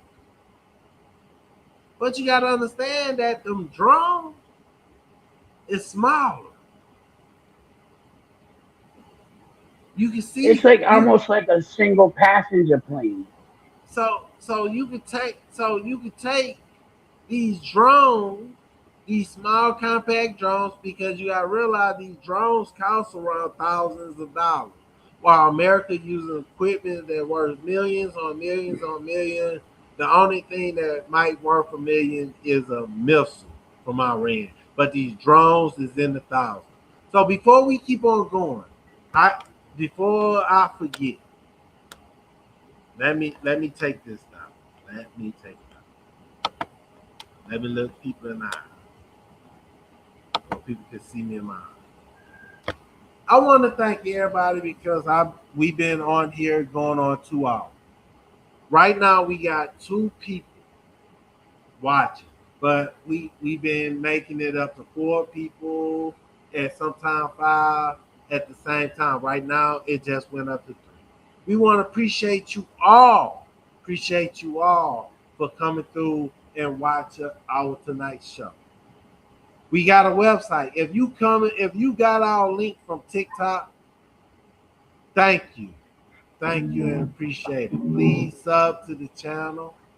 And we also got a website. You from TikTok, you will see our website, but from here, let me break it down. Our website is www.newsroom16.com. We also on TikTok under newsroom_16. If you would like to sponsor us and help our channel, you could cash at us at money sign newsroom 16. Henry William will pop up when you put notes, put donation, or put newsroom, and we will know where the money is directed toward. We want to thank y'all for watching. Please hit the like button. Please make sure you share. Share the link in TikTok. Share the link on Twitter. Share the link on Facebook. Share the link to everybody you can. Because without you, there is no us. Because we are doing this for you. Never in the working service. If you go ahead and bring more people in. It will help us. If you sit with friends, tell your friends. If you sit with your friends and your family right now, tell them go on their phone. Tell them go on your phone. You don't have to turn the volume down. Go on your phone while you watching it. They can watch from your phone, but tell them go on their phone, go on YouTube, and hit that like button. That's all you gotta do. Hit the like button, sub to the channel, and share the live somewhere. And we appreciate that. So thank y'all for that motion, for that moment.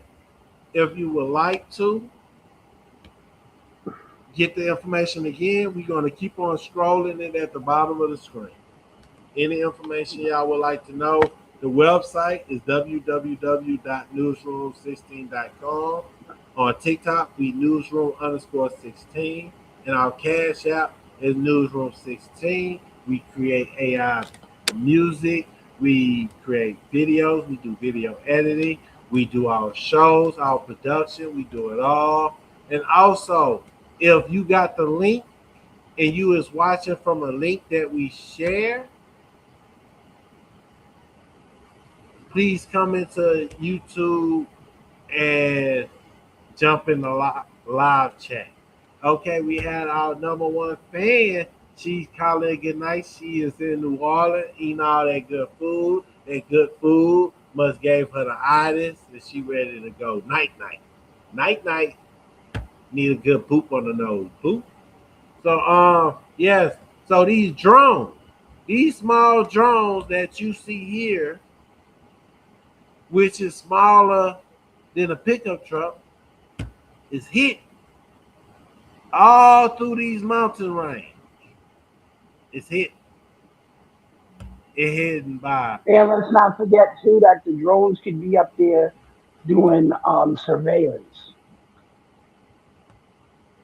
Because you got to think about it. How do you, if you're on those mountains or on that canyon, and you're United States personnel, you really have to worry about those drones coming in for a strike against you. Because if they have the capacity of explosives of a missile, then it could take out the whole company in one strike if they really if they can lock onto your position. So, and the thing is, those mountainous areas and those canyons are going to be very difficult to wield them Patriot missile systems in there unless the United States, which this is I guess a suggestion too at the same time, but they're going to have to come out with a more portable version of the Patriot missile system. Like a more like a personnel type like capability to have a Patriot missile system, anti-air defense, because there's no way we're going to be able to hold ground in Iran with them drones up there always looking over the territory, because if especially when it gets, a lot of people don't understand, Iran is a desert in one spot and it's a mountains in another, and both areas it's very easy to see targets in infrared. So especially if it's a lot of people in one area congregated together, it's going to look real bright on the infrared scanning, and they're going to know where the targets is at. So we have to remember it's modern warfare. We have to remember that, like I was watching a video today that said a lot, even if we go into Iran with boots on the ground, the war capacity and effectiveness has gone beyond the conventional warfare of troop warfare, because sending troops anywhere in 2026 is they're just cannon fodder because they're basically just Oh going to be yeah, moving targets yes, for Shin. ammunition. That's it. Seeing we see that in Ukraine. We seeing what's going on in Ukraine. They stuck in the hole. The drones is tearing people up. So it's like this. It's like you got a bowl of rice, and in that bowl of rice, you take some breadcrumbs and you sprinkle it in the rice. Then you take some more rice and cover it up. Then you take some more breadcrumbs and put in there. And then you take some more rice and cover it up. It will be hard for you to find them breadcrumbs. That's the Iranian. It will be hard for America to find them Iranian. Like America might hit one target, but underneath each level underground, you got storage systems, you got factories where they building more drones deeper down in ground. It's like, hey, Don't forget, and they got whole cities down there. yes, whole city, missile city.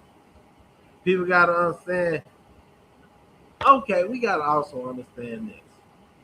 Neither Iran nor America have a credible military power to a doable settlement that end the fight, restore freedom of navigation through the Strait of Hormuz, and prevent other rapid return to war.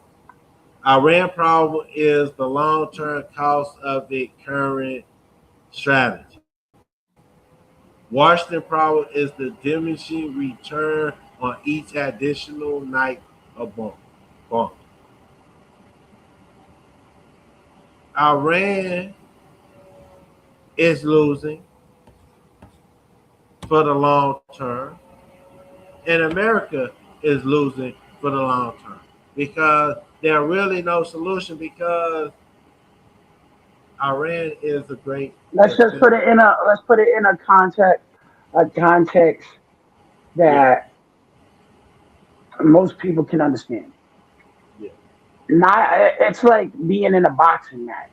Neither one of the fighters got a knockout power.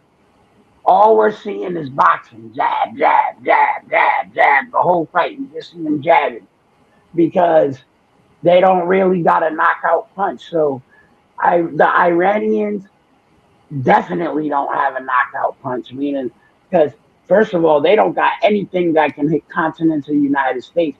So we're never gonna submit. You know what I mean? We're not gonna submit. And Israel is not gonna submit. But Iran also on the other hand is not gonna submit. We don't have a knockout punch for the Iranians either.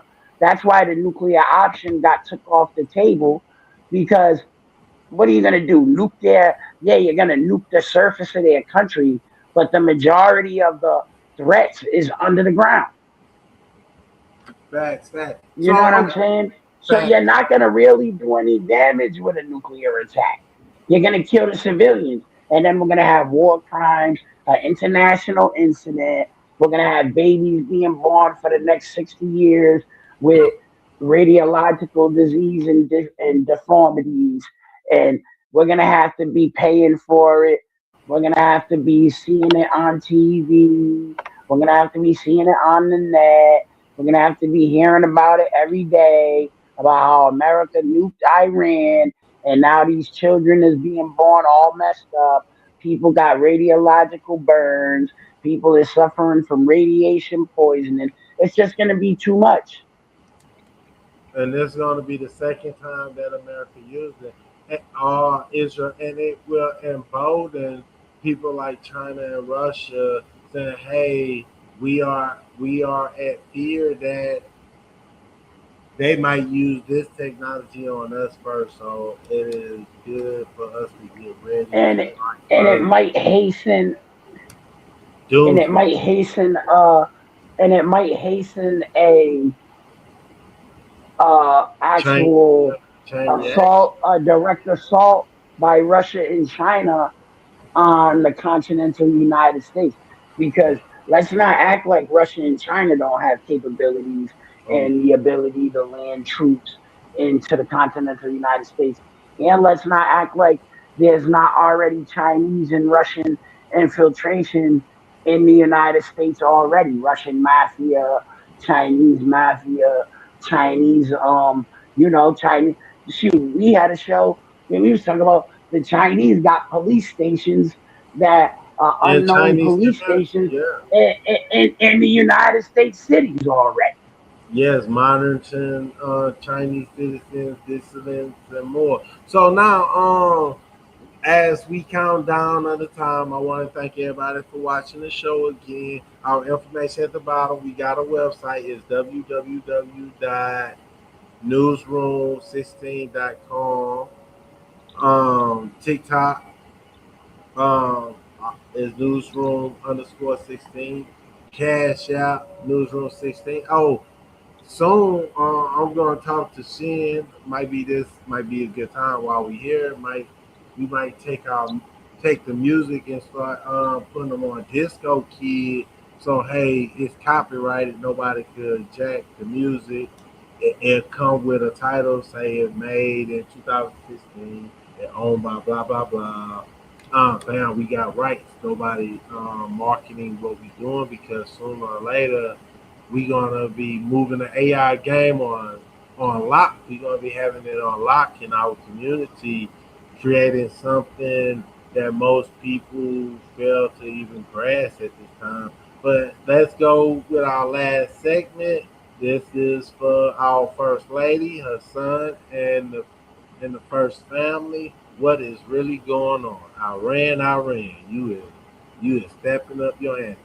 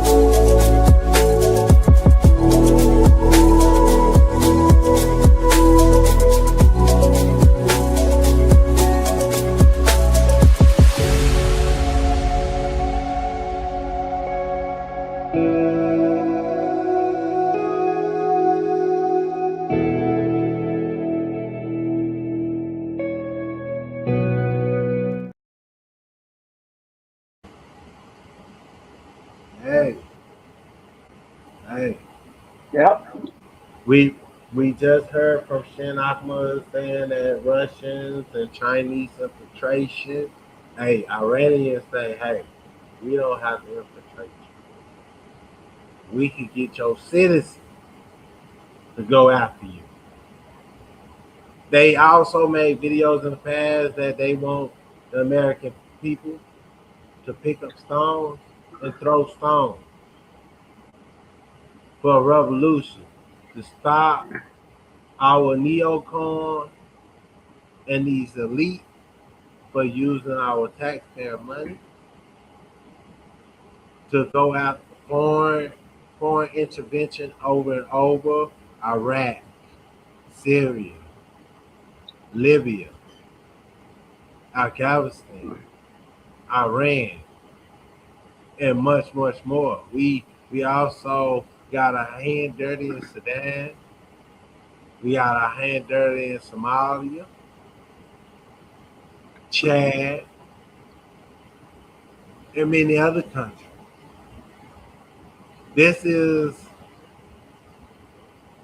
a battle between sovereignty and imperialism and sovereignty. with a lot of other proxy fight in between.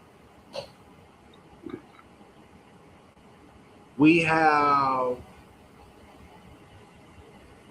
the royal family of the UK. They got targeted. Iranians told them, hey, stop letting America, stop letting the US and Israel use their island base, Darcy Gavega. If not, the royal family will get targeted. Now Iran is going after Melania and the first family. You mean Diego Garcia, not Garcia Vega?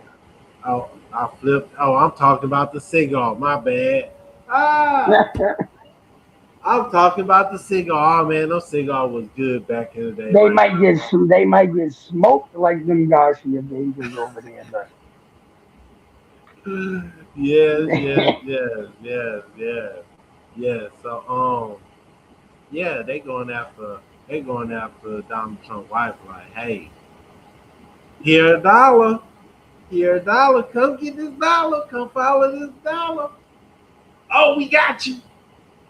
Oh, here this Prada bag. Ooh, look this new Prada bag, this new Gucci bag. Come over here. Oh, got it. Put it in this corner. Put it in this bag. We got his wife. We just gotta throw some luxury goods in front of him. Oh man, like I don't think the Iranians is really going after the first family. I think they telling the American people to do it because I would believe that if something do occur on that stint, it's inside job. They using the Iran video as a cover for their malicious intent. But yeah, we need to make sure that Secret Service on that job. We don't need nobody creeping up on the first family like they did Barack Obama back in the day. That the Secret Service allows certain people in the room to cause chaos and havoc. yeah, but see, we already know based on the history of this situation that number one, nobody's gonna go after Trump's family. I think that this is just talking, like it's just blowing hot air, right? It's just blowing some hot air because first of all, the Trump's family has no leverage, like meaning if they're gonna go after Melania and Barron, they're going after the wrong family members, if you ask me. Like, and I'm not saying that I'm not saying any type of ambition of my own. I'm just speaking hypothetically with disclaimer about this is just being for research purposes and news purposes and reporting on what the story says. See, it would be more reasonable if they was going after Trump Jr. and his other son, the ones who run the companies, because that would be those people hold leverage, right? But I personally believe that nobody's going to go after Trump's family anyway because they've already proven the fact twice that they'll go after him directly. That and going after him directly is the only way that they'll be able to change up the actual policies or affect the administration is by actually going after him. And we already know from these past experiences that, you know what I mean, Trump got some type of a Star Wars shield or some type of probability effect because when people go after him, they miss. They don't. It's not like he's he's one of them type of people. I believe Trump has what we call dumb luck, right? Trump is the type of person that they'll go to assassinate him and he'll bend over to pick up a quarter off the ground and then the sniper will miss the shot. That's the type of luck he got, the dumb luck. You know what I'm saying? Like, and not only that, he's already proven himself to be highly intelligent and strategic when it comes to him making his moves. If he feels a situation or an event is uncomfortable in his appearance, he just won't show up. So he has the strategic effect and he has that dumb luck type of passive effect. So it's very difficult to even try to assassinate this man. And think about it, Henry. It's harder to assassinate him than it is just to wait 2 years and let him get up out of here. You know what I mean? We just gotta endure the next 2 years, and then he gotta go. We don't even gotta see him again because his 2 terms is up. So we just gotta hold on to the future. You know what I mean? And as long as they're not saying the Iranians is not saying they're gonna go after the American populace, then it's none of our business if they're gonna go after Trump's family. That, like you said, the Secret Service better get on their job. That's what they get paid for. So it's not the American people's problem because the American people didn't even agree with bombing Iran in the first place. Yeah. You know what I'm saying? It would be one thing if we was all behind them gun ho, but we're not even in we're even currently we're not even in agreement over the conflict in Iran. So it's not our business if they go after the president. That's why we pay the taxpayer money. The taxpayers pay money for him to have Secret Service, so we don't have to risk our lives protecting him. Facts, facts.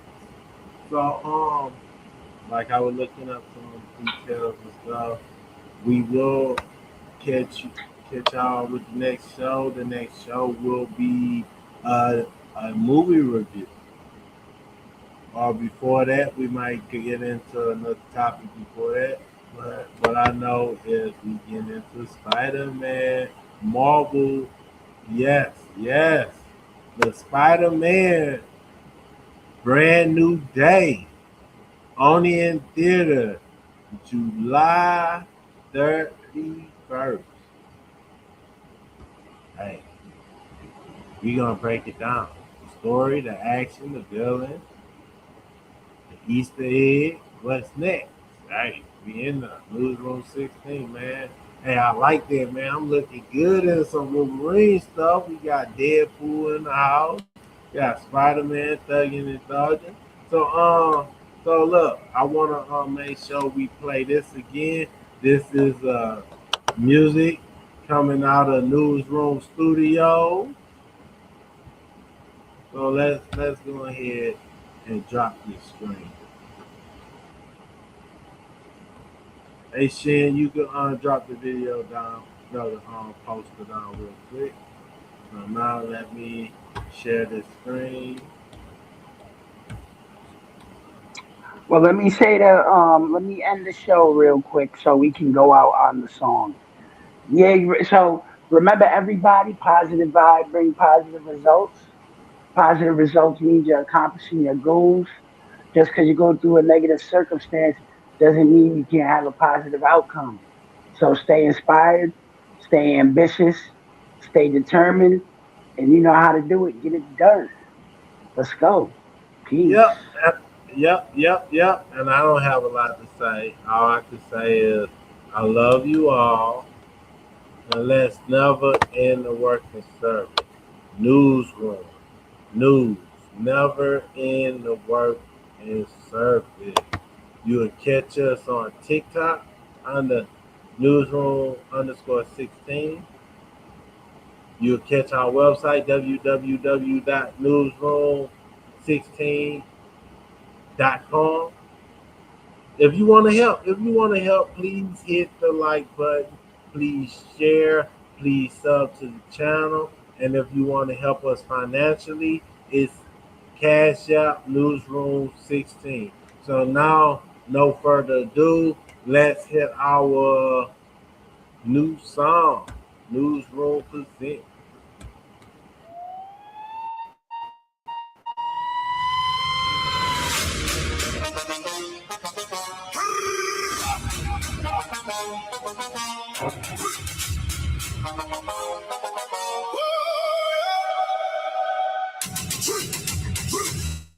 Tonight the maps are shaking, the truth stays on the front lines. Omani words hit the water, the Strait, the water holds tight. Iran said no, clear and cold. Now every screen feels alive. Oh doubts, fresh alarms, and the whole world keeps his eyes wide.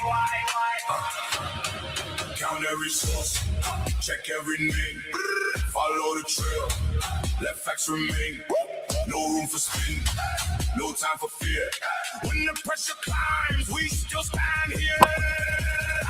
NEWS, never in the working service. NEWS, we stand when the world gets nervous.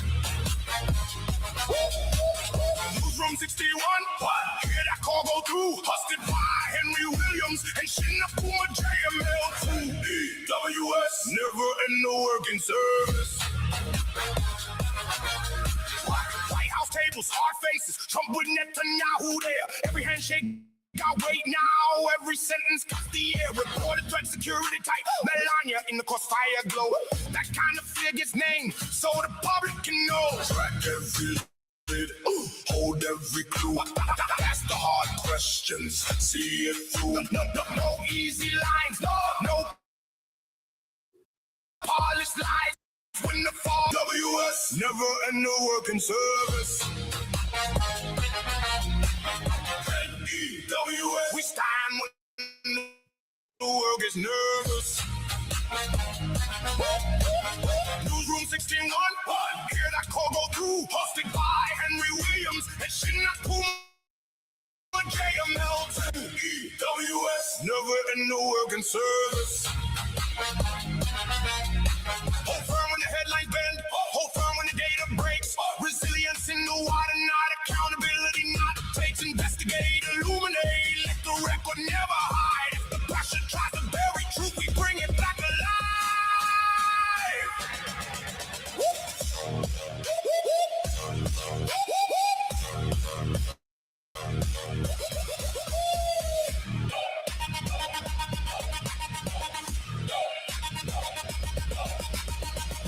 NEWS, never in the working service.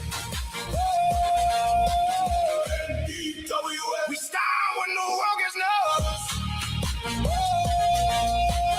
Newsroom 61, this is bigger than the view. Hosted by Henry Williams and Shin, Akuma, JML2. NEWS, never in the working service.